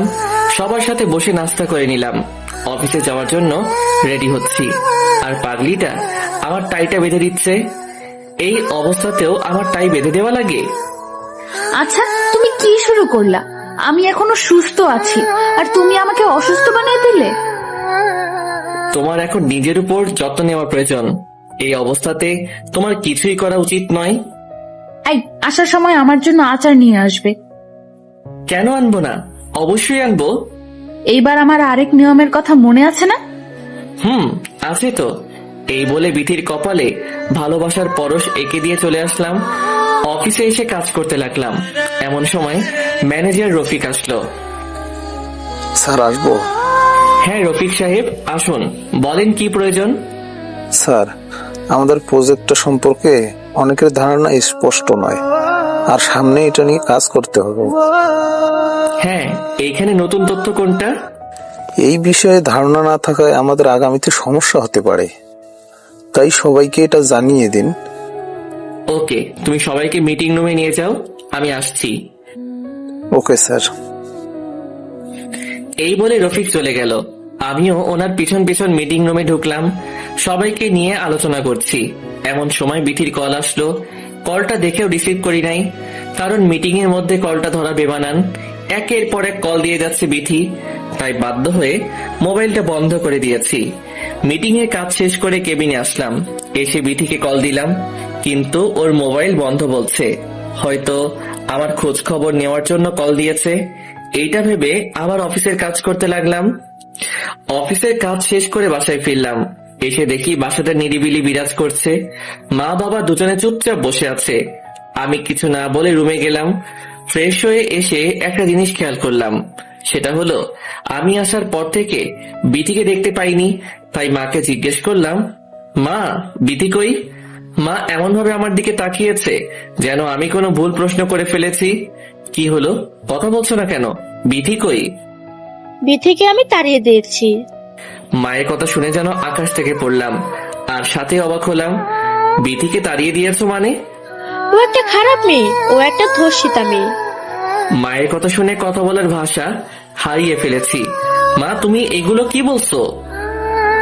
কেন, তুই কি জানোস না যে ও ধর্ষিতা মেয়ে? বাহ মা বাহ, তোমার কথায় আর কাজে কোনো মিল নেই। কি বলতে চাস তুই? আমি বলতে চাই এই কথা যে, যেই বাবা মা আমাকে শিক্ষা দিয়েছিল যে পাপীকে নয় পাপকে ঘৃণা করো, আজ তাদের দ্বারা এমন নিকৃষ্ট কাজ হতে পারে তা আমার জানা ছিল না। কোনো ধর্ষিতা মেয়ে আমার বাড়ির বউ হবে না। বিথির কথা ছেড়ে দাও। আরে, ওর মধ্যে বড় হচ্ছে আমাদের বাড়ির প্রদীপ। সেইটা কি তোমরা ভুলে গেছো? তুই এখন এগুলো কেন বলছিস? বিথি তো ইচ্ছে করে ধর্ষিত হয়নি, তাকে জোর করা হয়েছে। সেটা কি জানো না? আচ্ছা, তোমাদের এইগুলো কে বলেছে? সাবির নামে একটা ছেলে বাসায় এসেছিল, আর সেই বলেছে। আজ আমি এখানে দাঁড়িয়ে একটা কথা বলি, যদি আমি আমার বিথিকে না পাই তাহলে তোমরা ভুলে যেও যে তোমাদের কোনো ছেলে নেই আর ছিল না। কি বলছিস এসব তুই? এটাই আমার শেষ কথা। এই বলে আমি বাসা থেকে বেরিয়ে যাই। বিথিদের বাড়িতে কল দিলাম, কিন্তু বিথি সেইখানে যাই নাই। অনেক খোঁজাখুঁজি করে ক্লান্ত হয়ে রাস্তার পাশে বসে আছি। মোবাইলটা এখন অফ করা। অন করতেই দেখি ফারিয়ার অনেকগুলো কল আসলো। আমিও দেরি না করে ফারিয়াকে কল দিলাম। কিরে, অনেকগুলো দিয়েছিস দেখলাম, কারণ কি? তুই একটু আমার বাসায় আসতে পারবি? দোস্ত, ভালো লাগছে না, পরে আসবো। আমি তোরা এখন আসতে বলেছি, তাই তুই এখনই আসবি। বাসায় গিয়ে কি করব? আসলেই দেখতে পারবি তুই, তাড়াতাড়ি আয়। আসছি। ফারিয়ার জোরাজোরিতে আর না গিয়ে পারলাম না। ফারিয়ার বাসায় গিয়ে কলিং বেল চাপ দিলাম। ফারিয়া দরজাটা খুলে দিল। কিরে, ডাকলি কেন? আমার রুমে যা, তারপর বলছি। আমি ফারিয়ার রুমে ঢুকে অবাক হয়ে যাই, কারণ সেইখানে বিথি আছে। বিথিকে শক্ত করে জড়িয়ে ধরে কান্না করে দিলাম। এই, তুমি আমাকে ছেড়ে চলে আসলে কেন? কে বলেছে আমি চলে আসছি? আমি তো তোমাকে ছাড়া থাকতে পারবো না। তাহলে তুমি বাড়ি থেকে বেরিয়ে আসলে কেন? কি করব? মা বাবা আমাকে ভুল বুঝেছে। ওনারা আমাকে জোর করে বের করে দিয়েছে। আমার জন্য একটু অপেক্ষা করতে পারলে না? আমি অনেকবার মাকে বলেছিলাম যে তুমি আসার পর যা সিদ্ধান্ত হয় তা আমি মেনে নিব, কিন্তু মা আমার কোনো কথাই শুনলো না। মা তোমাকে ভুল বুঝেছে, সত্যিটা মা বুঝতে পারে নাই। আমাকে তো কল করতে পারতে। তোমাকে অনেক কল দিয়েছি, কিন্তু তুমি ধরো নাই। চলো এখন আমরা বাসায় যাব। আমার যেতে ভয় করছে বাসায়। কেন ভয় করবে কেন? কোনো ভয় নেই, চলো এখান থেকে। বিতির হাত ধরে যে পা বাড়ালাম ঠিক তখনই ফারিয়া রুমে আসলো। কিরে চলে যাচ্ছিস? যাচ্ছি। আচ্ছা তুই বিটিকে কই পেয়েছিস? আমি মার্কেট করে আসার সময় দেখি পিথি রাস্তা দিয়ে হাঁটছে আর চোখে পানি ফেলছে, পরে ওকে পাশে নিয়ে আসি। ধন্যবাদ দিয়ে তোকে আর ছোট করব না। আচ্ছা এখন আমরা আসি। সাবধানে যাস। বিথিকে নিয়ে বাসায় চলে আসলাম। বিথির দিকে তাকাতেই দেখি খুব ভয় আছে। কলিং বেল চাপ দিয়ে দুজনে দাঁড়িয়ে আছি। কিছুক্ষণ পর মা এসে দরজা খুলে দিল। দুজনে চুপচাপ দাঁড়িয়ে আছি, কেউ কোনো কথা বলছি না। কিরে ভেতরে ঢুকবি না? আমরা কোনো জবাব না দিয়ে চুপচাপ ভিতরে আসলাম। এমন সময় মা বিথির কাছে হাত জোর করে বলতে লাগলো, মারে আমি তোকে ভুল বুঝেছি, অনেক কথা শুনিয়েছি, আসলে দোষটা আমারই ছিল, তুই আমাকে মাফ করে দে। এ কি মা, আপনি এটা কি করছেন? আপনি তো সঠিক কাজ করেছেন, আর আপনি আমাদের জান্নাত। আপনি এভাবে ক্ষমা চাচ্ছেন কেন? আমি ঠিক বিচার না করে তোর উপর মিথ্যে অপবাদ দিয়েছি সাময়িকের জন্য। আমি তোর কাছে অপরাধী হয়ে গেলাম। মায়েরা কখনো সন্তানের কাছে মাফ চায় না, আপনি তো আমার সব। বিথির কথা শুনে মা বিথিকে বুকের সাথে জড়িয়ে নিল। দুজনের চোখে পানি টলমল করছে। ওদের মিল বন্ধন দেখে নিজের কাছেও খুব খুশি লাগছে। সেখানে দাঁড়িয়ে না থেকে রুমে চলে আসলাম। কিছুক্ষণ পর বিথিও রুমে আসলো। তুমি আজকে আমাকে ভয় পাইয়ে দিয়েছো, জানো আজকে আমার কতটা টেনশন হয়েছিল। ওলে আমার বাবুটা লে, আর কষ্ট দেব না বাবুটাকে। আমার মনে হয়েছিল যেন আমি তোমাকে হারিয়ে ফেলেছি। এই কথা আর কোনো দিন বলবা না, আমি তোমাকে কোনোদিন হারাতে দিব না। প্রমিস দাও। ওকে দিলাম। আচ্ছা আজকে কি সাব্বির বাসায় এসেছিল? আসছিল। জানো ওকে দেখে আমি অনেক ভয় পেয়ে গেছিলাম। ওকে এত মারার পরও শিক্ষা হয়নি? ওকে আবার বোঝাতে হবে। বাদ দাও তো এসব মারামারি। ওকে দিলাম, বাট সাময়িকের জন্য। খাবার খাবে না? খাবো। তাহলে চলো। আজকে আমি তোমাকে খাইয়ে দিব, এইখানে খাবার নিয়ে আসো। এই প্রথম তুমি আমাকে খাইয়ে দিবে? দিব। ওকে, আমি এক্ষুনি নিয়ে আসছি। বিথি চলে গেল খাবার নিয়ে আসার জন্য। আমি এই সুযোগে তানভীরকে কল দিলাম। দোস্ত কই তুই এখন? আমি তো বাসায়। কেন? আজকে বাসায় সাব্বির আসছিল, আর বাসায় অনেক ঝামেলা হয়েছে। ওই শালায় তোর বাসা আসছিল? আর বিথির নামে উল্টাপাল্টা কথা বলেছে, আর এই নিয়ে ঝামেলা হয়েছে বাসায়। এখন কি আর একটা শিক্ষা দিব নাকি? তাই দিতে হবে। তুই বড় ভাইদের বল ওকে যাতে পঙ্গু করে আমাকে পিক দেয়।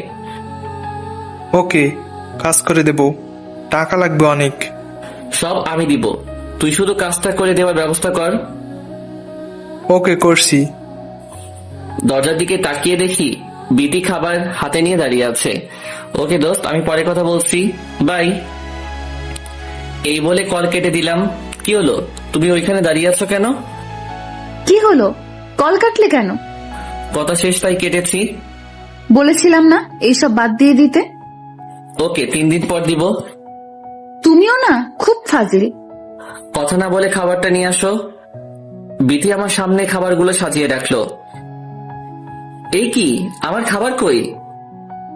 আজ আমরা দুজনে এক থালায় খাবো।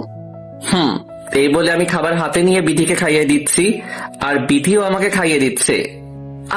আউচ! কি হলো? আমার আঙ্গুল কামড়ে দিয়ে আবার বলছো কি হলো? আহারে, লেগেছে বুঝি? অনেক। এদিকে আসো, আমি আদর করে দিই। না থাক, এখন লাগবে না, খাবারটা শেষ করো। খাবারটা শেষ করে দুজনে ঘুমানোর প্রস্তুতি নিলাম। আচ্ছা, তুমি যে আমার বাবুটার যত্ন নাও না, তার জন্য তোমাকে কি করতে মন চাই? বাবুর যত্ন নিতে হবে না, তুমি আমার যত্ন নিলেই হবে। তোমারটা তো নিচ্ছি। যদি পিচিটা বলে ফেলে যে বাবা তুই শুধু মায়ের যত্ন নিয়েছো, আমার নাওনি, তাহলে কি বলবে? আমার বাচ্চা সামলাবে তোমার মা, আর তোমার মায়ের বাচ্চা সামলাবো আমি। বাহ, ভালোই তো কথা বলতে পারো। সরো, আমি তোমার বুকে ঘুমাবো। নিষেধ করেছে কে? ঘুমাও তুমি।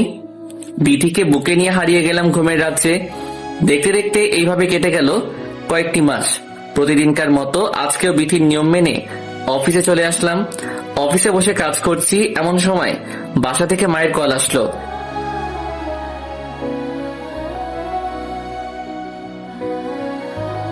হ্যাঁ মা, বলো। বাবা, তুই একটু ইসলামিয়া হাসপাতালে আসতে পারবি? হঠাৎ হাসপাতালে গিয়ে কি করব? বেতির হঠাৎ করে পেটে ব্যথা উঠেছে, আমরা ওকে হাসপাতালে নিয়ে আসি। কি? ওকে, তোমরা চিন্তা করো না, আমি এক্ষুনি আসছি। এই বলে অফিসের কাজ রেখে হাসপাতালে চলে আসলাম। আর মনে মনে আল্লাহকে ডাকছি যেন আমার পাগড়িটার কিছু না হয়। হাসপাতালে এসে দেখি মা বাবা বসে আছে। আমাকে দেখে মা কান্না করে দেয়। মা, বিথি কই? ওকে অপারেশন থিয়েটারে নিয়ে যাওয়া হবে। আল্লাহকে ডাকো, দেখবে সব ঠিক হয়ে যাবে।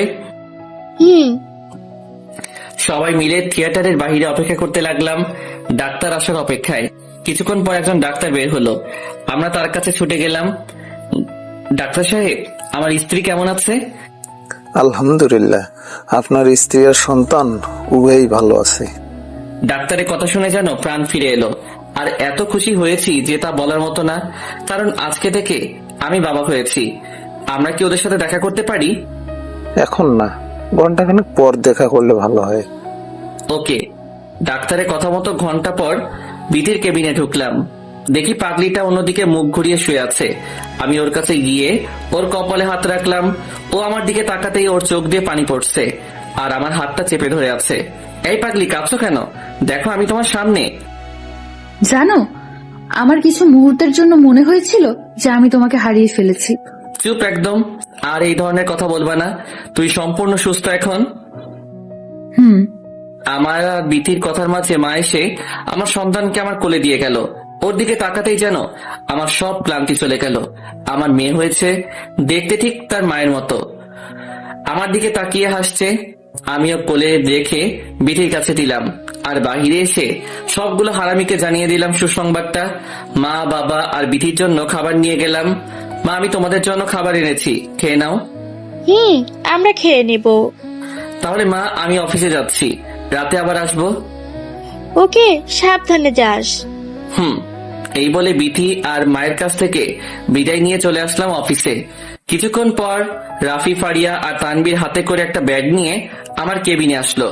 কিরে, হঠাৎ তোরা তিনজন এখানে? কেন, আসতে মানা নাকি? না, মানা হবে কেন? তুই যে সংবাদ শুনিয়েছিলি তা শুনে কি ঘরে বসে থাকা যায়? তা হাতে ওইটা কি?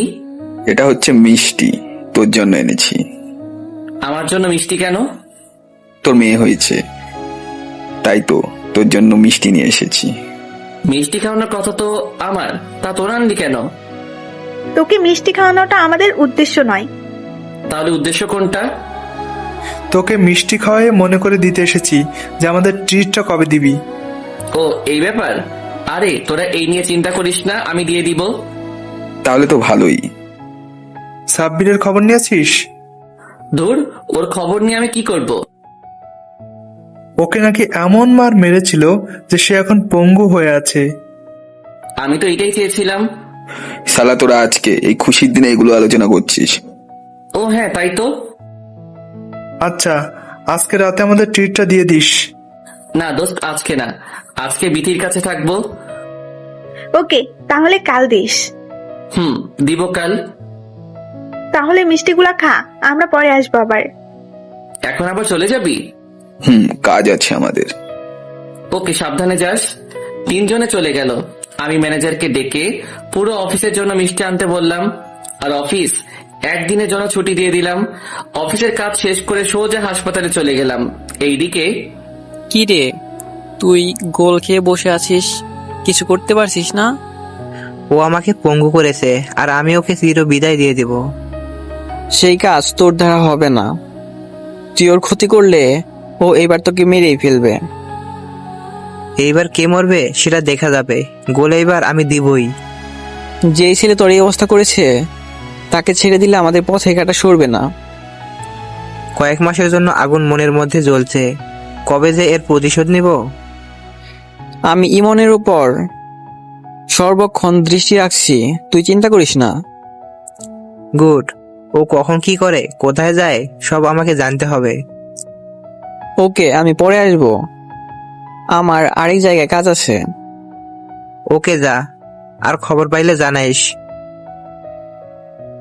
এইদিকে আমি হাসপাতালে চলে এলাম।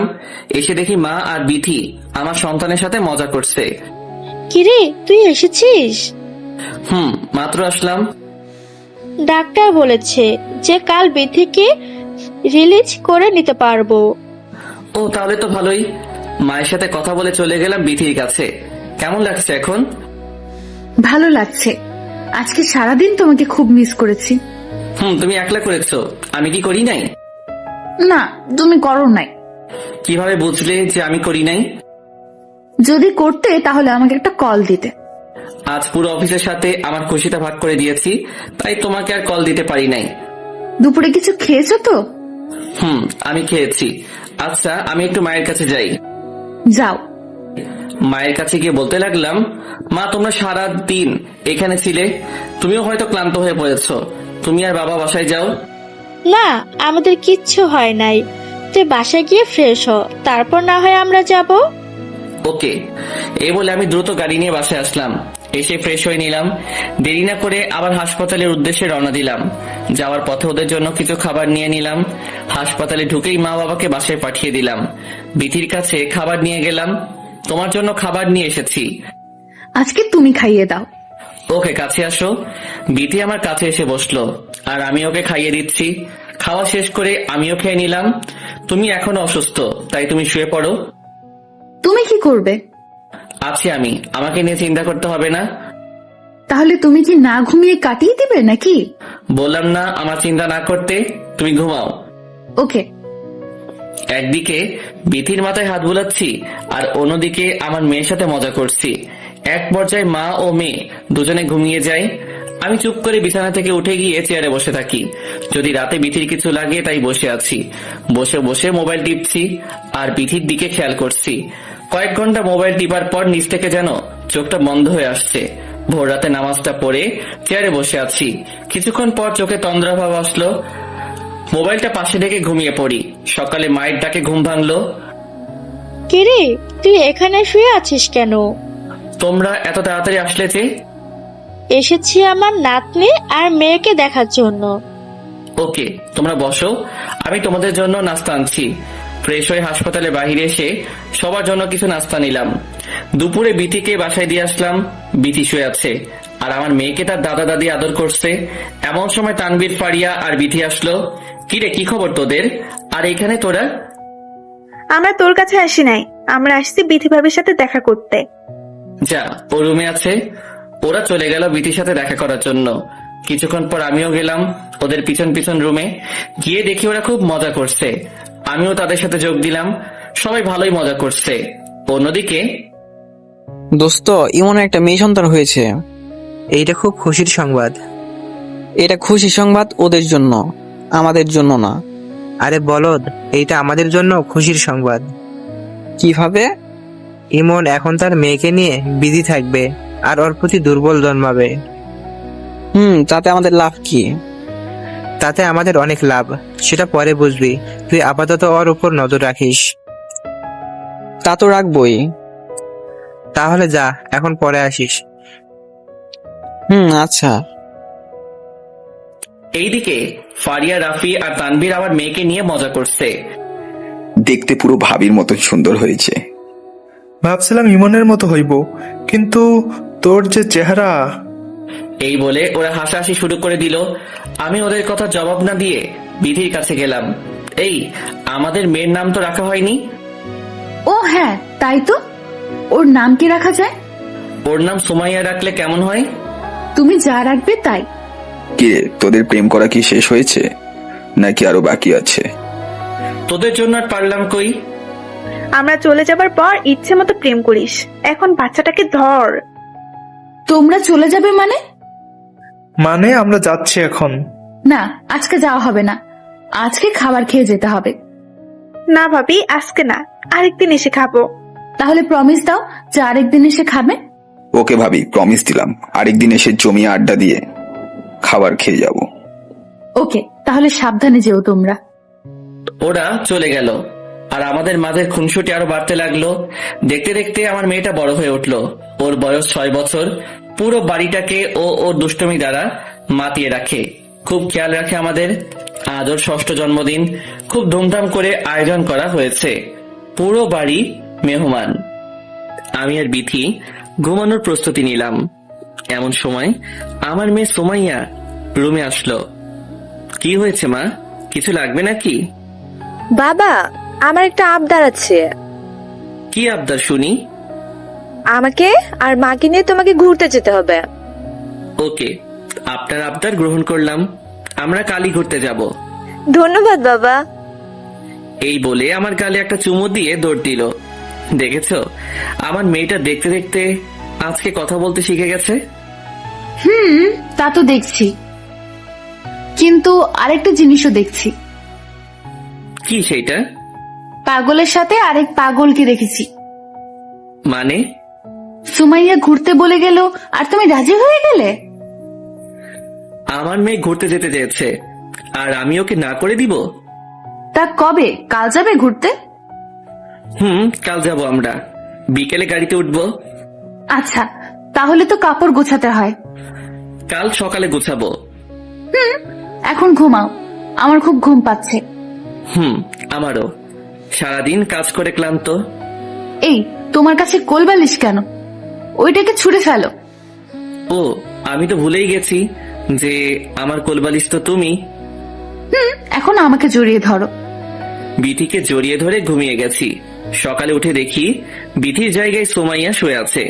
সুমাইয়া আমাকে দেখে হাসতে লাগলো। আমি ওকে দেখে কিছুটা অবাক হয়ে গেলাম। সুমাইয়া, তুমি এখানে? সকালে তোমাদের রুমে এসে দেখি তুমি মাকে ধরে শুয়ে আছো। তখন আমি তোমার হাতটা সরিয়ে আমি শুয়ে পড়ি তোমার কোলে। সুমাইয়ার কথা শুনে খুব লজ্জা পেলাম। শুধু আমি না, সাথে বিথিও লজ্জা পেল। তুমি একটু তোমার দাদির কাছে যাও তো, বাবা এখন ফ্রেশ হবো। আচ্ছা, যাচ্ছি। এই বলে সুমাইয়া রুম থেকে বেরিয়ে গেল। এই, তুমি রাতে দরজা বন্ধ করো নাই? করেছি তো, রাতে মায়ের কাছে গিয়েছিলাম, তখন আর বন্ধ করি নাই। তোমার ভুলের কারণে দুজনে মেয়েটার কাছে খুব লজ্জা পেলাম। আর মেয়েটাও না এত পেকেছে যা বলার বাহিরে। দেখতে হবে না কার মেয়ে? তোমার আশকারা পেয়ে মেয়েটা একেবারে মাথায় উঠেছে। এই, আজকে কিন্তু আমাদের ঘুরতে যাওয়ার কথা, মনে আছে কথাটা? আছে। খাবার খাওয়ার পর জামা কাপড় গোছাবো। ওকে, আমি ফ্রেশ হয়ে আসছি। যাও। ফ্রেশ হয়ে এসে নাস্তা করলাম। সুমাইয়া তার দাদির সাথে খেলা করছে। আমি রুমে এসে দেখি বিথি ব্যাগ গোছানোর কাজে ব্যস্ত। এসি চলার পরেও ওর মুখে বিন্দু বিন্দু ঘাম জমেছে, যেটা ওর সৌন্দর্যকে আরো বাড়িয়ে তুলছে। আমি বিথিকে পিছন থেকে জড়িয়ে ধরলাম। এই, কি করছো? কেউ দেখে ফেলবে তো। দেখলে আমার সমস্যা নাই, আমি তোমাকে ধরেছি, অন্য কাউকে তো আর ধরি নাই। আচ্ছা, তুমি দেখতেছো আমার কাজ আছে, এখন ছাড়ো। তোমার মুখের ঘামগুলোর কারণে তোমাকে খুব সুন্দর লাগছে। থাক, এখন রোমান্টিক হওয়ার দরকার নেই, আমাকে কাজ করতে দাও। বাবা, আমি কিন্তু দেখে ফেলেছি। সুমাইয়ার কথা শুনে আমি দ্রুত বিথিকে ছেড়ে দিলাম। দুজনে পিচ্চিটার কাছে খুব লজ্জা পাচ্ছি। মা, তুমি এখানে কি করছো? কিছু লাগবে নাকি তোমার? আমি এসেছি তোমার জামাগুলো দিতে। ওকে, দাও, আমরা গুছিয়ে দিচ্ছি। এই যে এগুলা। সুমাইয়ার হাত থেকে জামাগুলো নিয়ে বিথিকে দিলাম। সুমাইয়া রুম থেকে চলে গেল। আচ্ছা, তোমার কি কোনো জ্ঞান বুদ্ধি নেই? আমি কি জানতাম নাকি যে ও এমন সময় চলে আসবে? তোমাকে আমি কত করে বলেছি যে কেউ এসে পড়বে, কিন্তু তুমি আমার কথা শুনলে না। হয়েছে, আর বলতে হবে না, তাড়াতাড়ি গুছিয়ে নাও। করছি তো। আমাদের গোছানোর কাজ শেষ করে রেডি হয়ে নিলাম আর বাসা থেকে বেরিয়ে পড়লাম। আমি ড্রাইভ করছি আর সুমাইয়া আমার কোলে বসে আছে আর বিথি পাশের সিটে বসে আছে। আমরা 3 দিনের জন্য খাগড়াছড়ি ঘুরতে বেরিয়েছি। বিকেলে গাড়ি ড্রাইভ করা শুরু করি। আমাদের সেইখানে পৌঁছাতে রাত পেরিয়ে যাবে। রাতে গাড়িটাকে একটা হোটেলে দাঁড়িয়ে করিয়ে রাতের খাবারটা খেয়ে নিলাম। খাওয়ার পর আবার ড্রাইভিং শুরু করে দিলাম। এই আমার ঘুম পাচ্ছে। তাহলে সিটটাকে হেলে দিয়ে শুয়ে থাকো। না, এইভাবে আমার ঘুম হবে না। তাহলে কি করবে? আমি তোমার কোলে ঘুমাবো। দেখো না, আমার মা আমার কোলে ঘুমিয়ে আছে। এই, ওইটা কিন্তু আমার জায়গা, এইটার ভাগ আমি কাউকে দিব না। এখন কি করব তাহলে? সুমাইয়াকে আমার বুকে দাও আর আমি তোমার কোলে শুয়ে পড়ি। তোমাকে নিয়ে আর পারা যায় না। পারতে হবে না। এই বলে বিথি আমার কোলে ঘুমিয়ে পড়ল। আমি বিথির মাথায় হাত বুলাচ্ছি আর বিথি চুপ করে শুয়ে আছে। ভোর রাতে আমরা খাগড়াছড়ি হোটেলে গিয়ে উঠলাম, কিন্তু বিথির জন্য আমি গাড়ি থেকে নামতে পারছি না। এই বিথি, উঠো। কি হয়েছে? ডাকছো কেন? আমরা এসে গেছি তো, হোটেলে যাবে না? যাচ্ছি। এই বলে বিথি আমার কোল থেকে উঠে গেল। আমিও সুমাইয়াকে কোলে নিয়ে রুমে চলে আসলাম। গাড়িটাকে পার্কিং করে রাখলাম। সারা রাত ড্রাইভিং করে খুব ক্লান্ত হয়ে গেছি। রুমে এসে 3 জনে ঘুমিয়ে গেলাম। ঘুম থেকে অনুভব করলাম কেউ একজন আমাকে ধাক্কাচ্ছে। ঘুম চোখে তাকিয়ে দেখি সুমাইয়া ধাক্কা দিচ্ছে। কি হয়েছে মা, ধাক্কা দিচ্ছ কেন? বাবা, আমরা কোথায় এসেছি? আমরা একটু পর ঘুরতে বের হব। এটা হোটেল। তাহলে ঘুমাচ্ছ কেন? ওঠো ঘুম থেকে। একটু ঘুমাতে দাও আমাদের। না বাবা, আর ঘুমাতে পারবে না, ওঠো এখন। এই তো উঠতেছি। সুমাইয়ার জোড়াজুড়িতে বাধ্য হয়ে ঘুম থেকে উঠলাম। পাশে বিথি শুয়ে আছে, ওকেও জাগিয়ে দিলাম। রেডি হয়ে নিলাম খাগড়াছড়ি ভ্রমণ করার জন্য। সকালে নাস্তা করে সারাদিন ঘুরলাম। ঘোরা শেষ করে হোটেলে আসতে আসতে রাত হয়ে গেছে। বাবা জানো, আজকে খুব ভালো লেগেছে আমার কাছে। জায়গাটা তোমার পছন্দ হয়েছে? হ্যাঁ, অনেক পছন্দ হয়েছে। তোমার আম্মুকে জিজ্ঞেস করলে না জায়গাটা কেমন লেগেছে? তুমি বসো, আমি জিজ্ঞেস করে আসছি। এই বলে সুমাইয়া ওর মায়ের কাছে চলে গেল আর আমি শুয়ে শুয়ে মোবাইল টিপছি। অন্যদিকে শালা, তুই পাগল হয়ে গেছিস। তোর কথায় আর কাজে কোনো মিল নেই। তোর আবার কি হয়েছে? ভাই, তুই সোজা সাপটা বলিস না কেন যে তুই ইমনকে কিছু করতে পারবি না? ও, এই ব্যাপার। আরে পাগল, সবুর কর, সবুরে নেওয়া ফলে। এই কথা আমি গত কয়েক বছর যাবত শুনতেছি। জানি তুই কিছুই করতে পারবি না। দেখ আমি করি কিনা, তাই ইমনের উপর নজর রাখছিস তো? তার বলা লাগবে না, সব সময় নজর রাখছি। এখন কোনো খবর পেয়েছিস ওর নামে? ও ওর স্ত্রী আর মেয়েকে নিয়ে খাগড়াছড়ি ঘুরতে গেছে। ঘুরতে দে, ওকে মজা করতে দে, শেষ চালটা আমরাই দেব। এই কথা অনেকবার শুনতেছি, কিন্তু তুই কিছুই করছিস না কেন? চুপ থাক আর এইখান থেকে যা, আমাকে ভাবতে দে। রায়হান আর কিছু না বলে রেগে সাব্বিরের রুম থেকে বেরিয়ে যায় আর সাব্বির ভাবতে থাকে কিভাবে ইমনের ক্ষতি করা যায়। এইদিকে, এই বিথি, কই তুমি? কি হয়েছে? ডাকছো কেন? আজকে সারাদিন তেমন কথা বলো নাই আমার সাথে, কারণটা কি জানতে পারি? কই, বলেছি তো। আচ্ছা, কাল কই যাবা? দেখি কই যাওয়া যায়। কাল রাতে কিন্তু আমার ঘুম হয়নি ভালো করে। ঘুম হয়নি কেন? তুমি জানো না আমি তোমার বুক ছাড়া ঘুমাতে পারি না? সেটা তো জানি। তাহলে আজকে আমাকে বুকে টেনে নিয়ে আমাকে ঘুম পাড়াতে হবে। আচ্ছা, পাড়িয়ে দেব। হঠাৎ বারান্দা থেকে সুমাইয়া আসলো। বাবা খাবে না? আমার অনেক ক্ষুধা পেয়েছে। এই তো মা, আমরা এখন খাবার খেতে বের হব।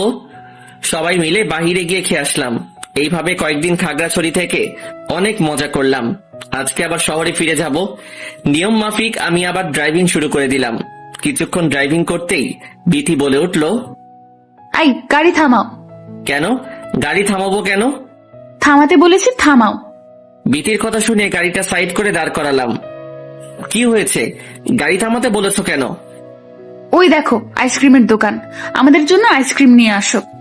এখন খাওয়া লাগবে না, এইগুলো খেলে পেট খারাপ করবে। না বাবা, কিছু হবে না, তুমি আমাদের জন্য আইসক্রিম নিয়ে আসো। তোমাদের জ্বালায় আর পারা যায় না। ওকে তোমরা বসো, আমি আনতেছি। এই বলে গাড়ি থেকে বেরিয়ে রাস্তা পেরিয়ে অন্য রাস্তায় গিয়ে ওদের জন্য কিছু আইসক্রিম কিনলাম। আইসক্রিম কেনা শেষ করে রাস্তা পার হতে লাগলাম। হঠাৎ কিছু একটা আমাকে প্রচন্ড বেগে ধাক্কা মেরে চলে যায়, আর আমি ছিটকে কয়েক হাত দূরে পড়ে যাই। শুধু মনে হচ্ছে আমার মাথা দিয়ে প্রচুর রক্ত বের হচ্ছে।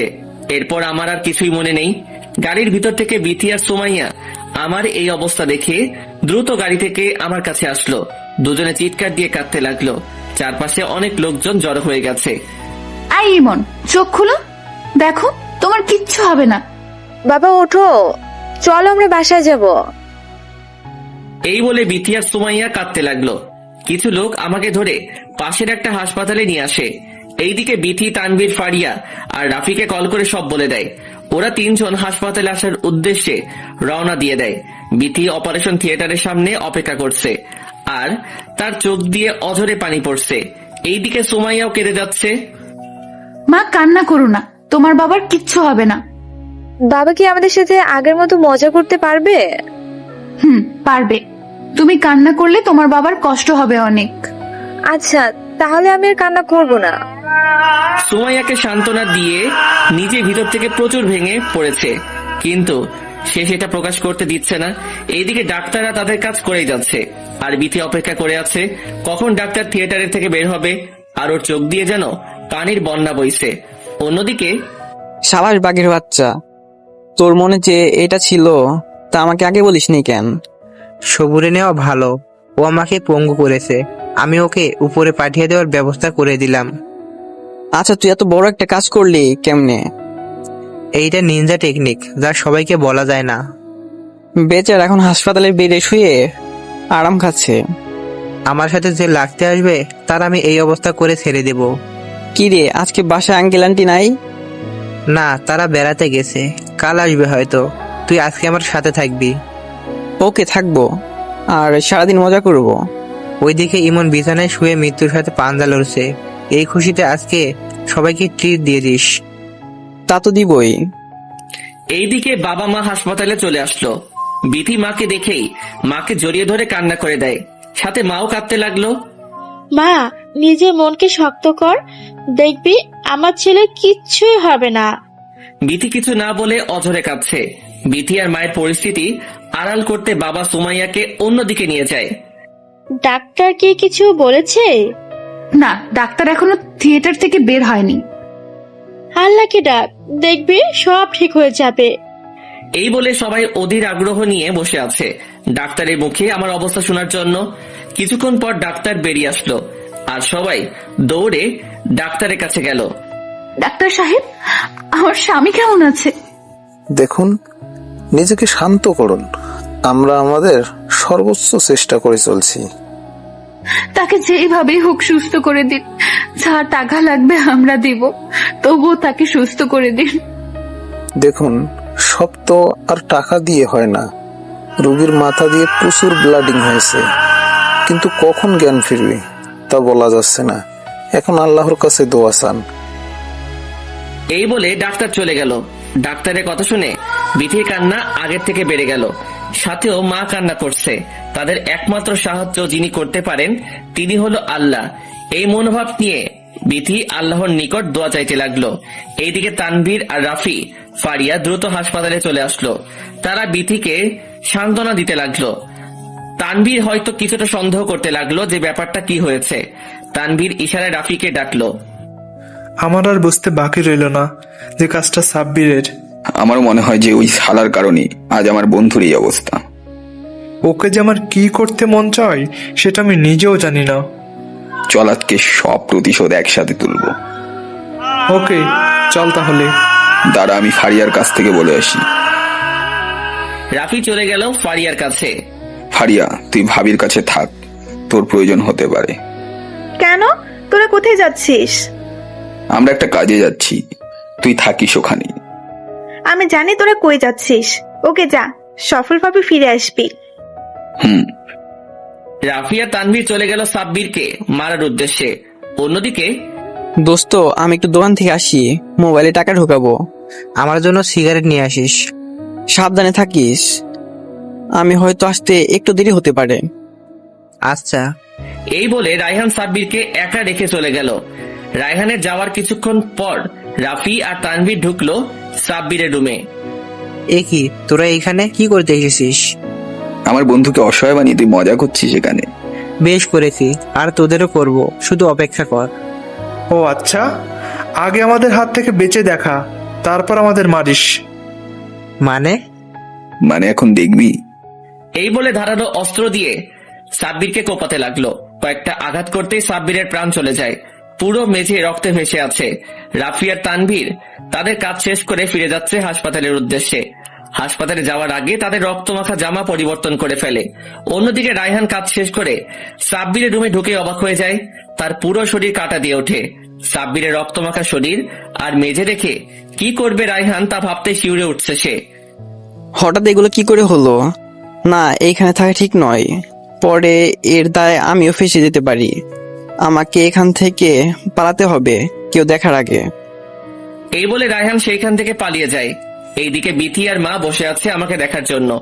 কিছুক্ষণ পর একটা নার্স আসলো তাদের কাছে।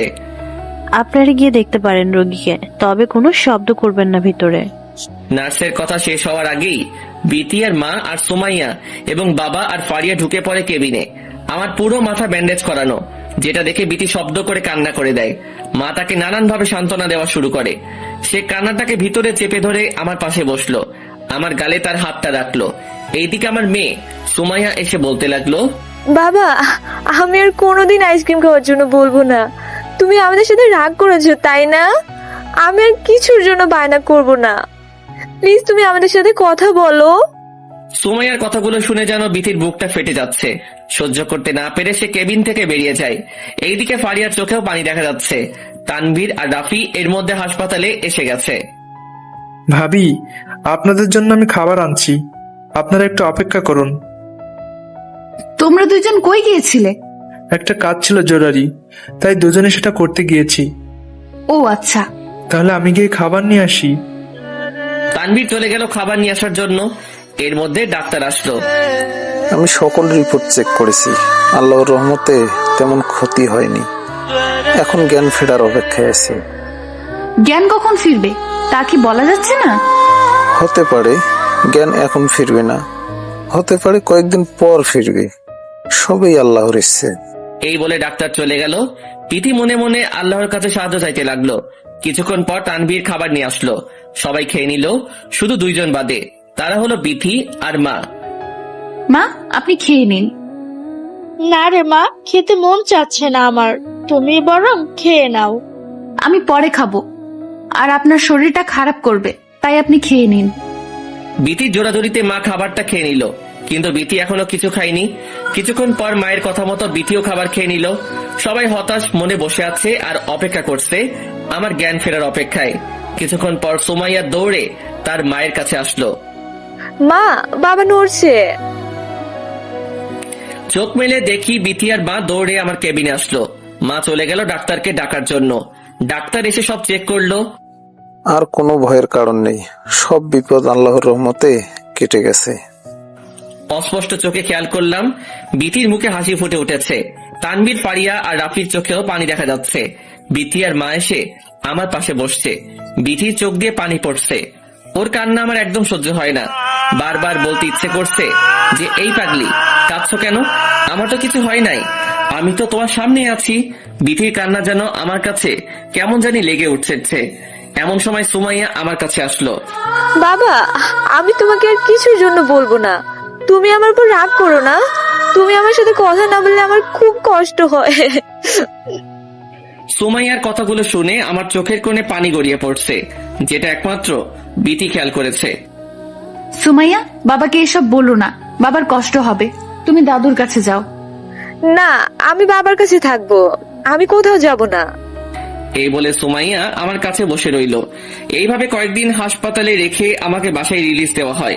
আমি এখন কিছুটা কথা বলতে পারি, কিন্তু হাঁটতে পারি না। বিথি রোজ আমাকে হাঁটতে সাহায্য করে।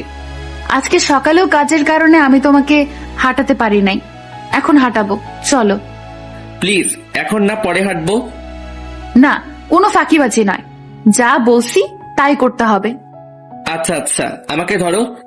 আমাকে কাঁধে হাত রাখো আর আমাকে জড়িয়ে ধরো শক্ত করে। আমি বিথির কথা মতো বিথির কাঁধে এমনভাবে হাত রাখলাম মনে হচ্ছে আমি ওকে জড়িয়ে ধরে আছি। বিথি এইভাবে আমাকে হাঁটায় রোজ।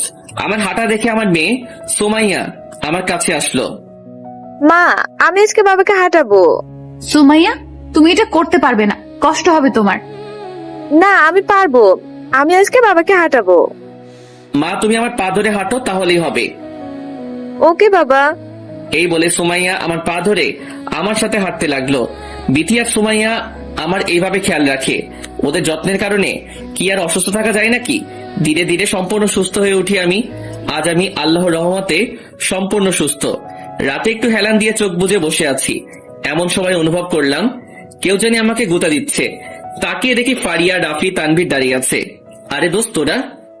তুই আজকে সম্পূর্ণ সুস্থ, তাই তোকে দেখতে এসেছি আমরা।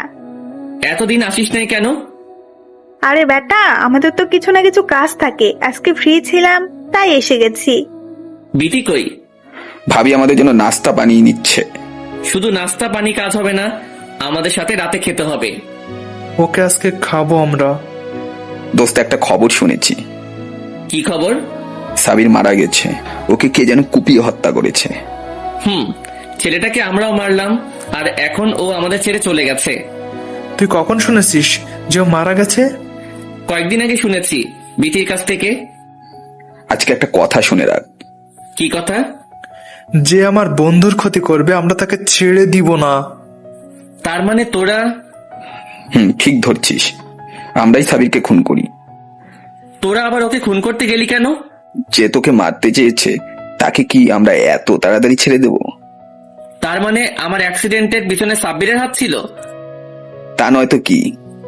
বাহ, বন্ধুদের হাতটা অনেক লম্বা করলি। আজকে থেকে আর মারামারি করব না। আমিও তাই ভাবছি।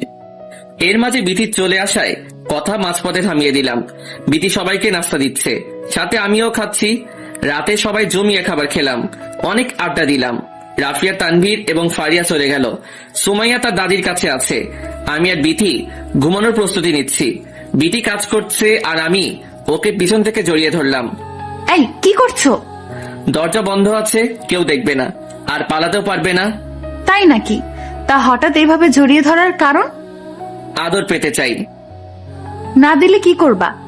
জোর করে নিব। জীবনেও পারবে না। বিথির কথা শুনে ওকে শক্ত করে জড়িয়ে ধরে 4 ঠোঁট এক করে দিলাম। টানা 5 মিনিট পর ছেড়ে দিলাম। আর একটু হলে তো মরে যেতাম। তাহলে তুমি শিখিয়ে দাও আমাকে। তোমার লুচু পাঠকরা তো সব দেখছে, কিভাবে শেখাবো? এই মিয়ারা কি দেখেন? যান এখান থেকে, আর আমাকে কিছু শিখতে দিন। ওরা মনে হয় যাবে না, তোমার পাঠকেরা তোমার মতো লুচু। লাইট অফ করে দিলে আর দেখবে না। লাইট অফ করে দুজনে পাড়ি জমালাম অজানা ভালোবাসার গহীনে।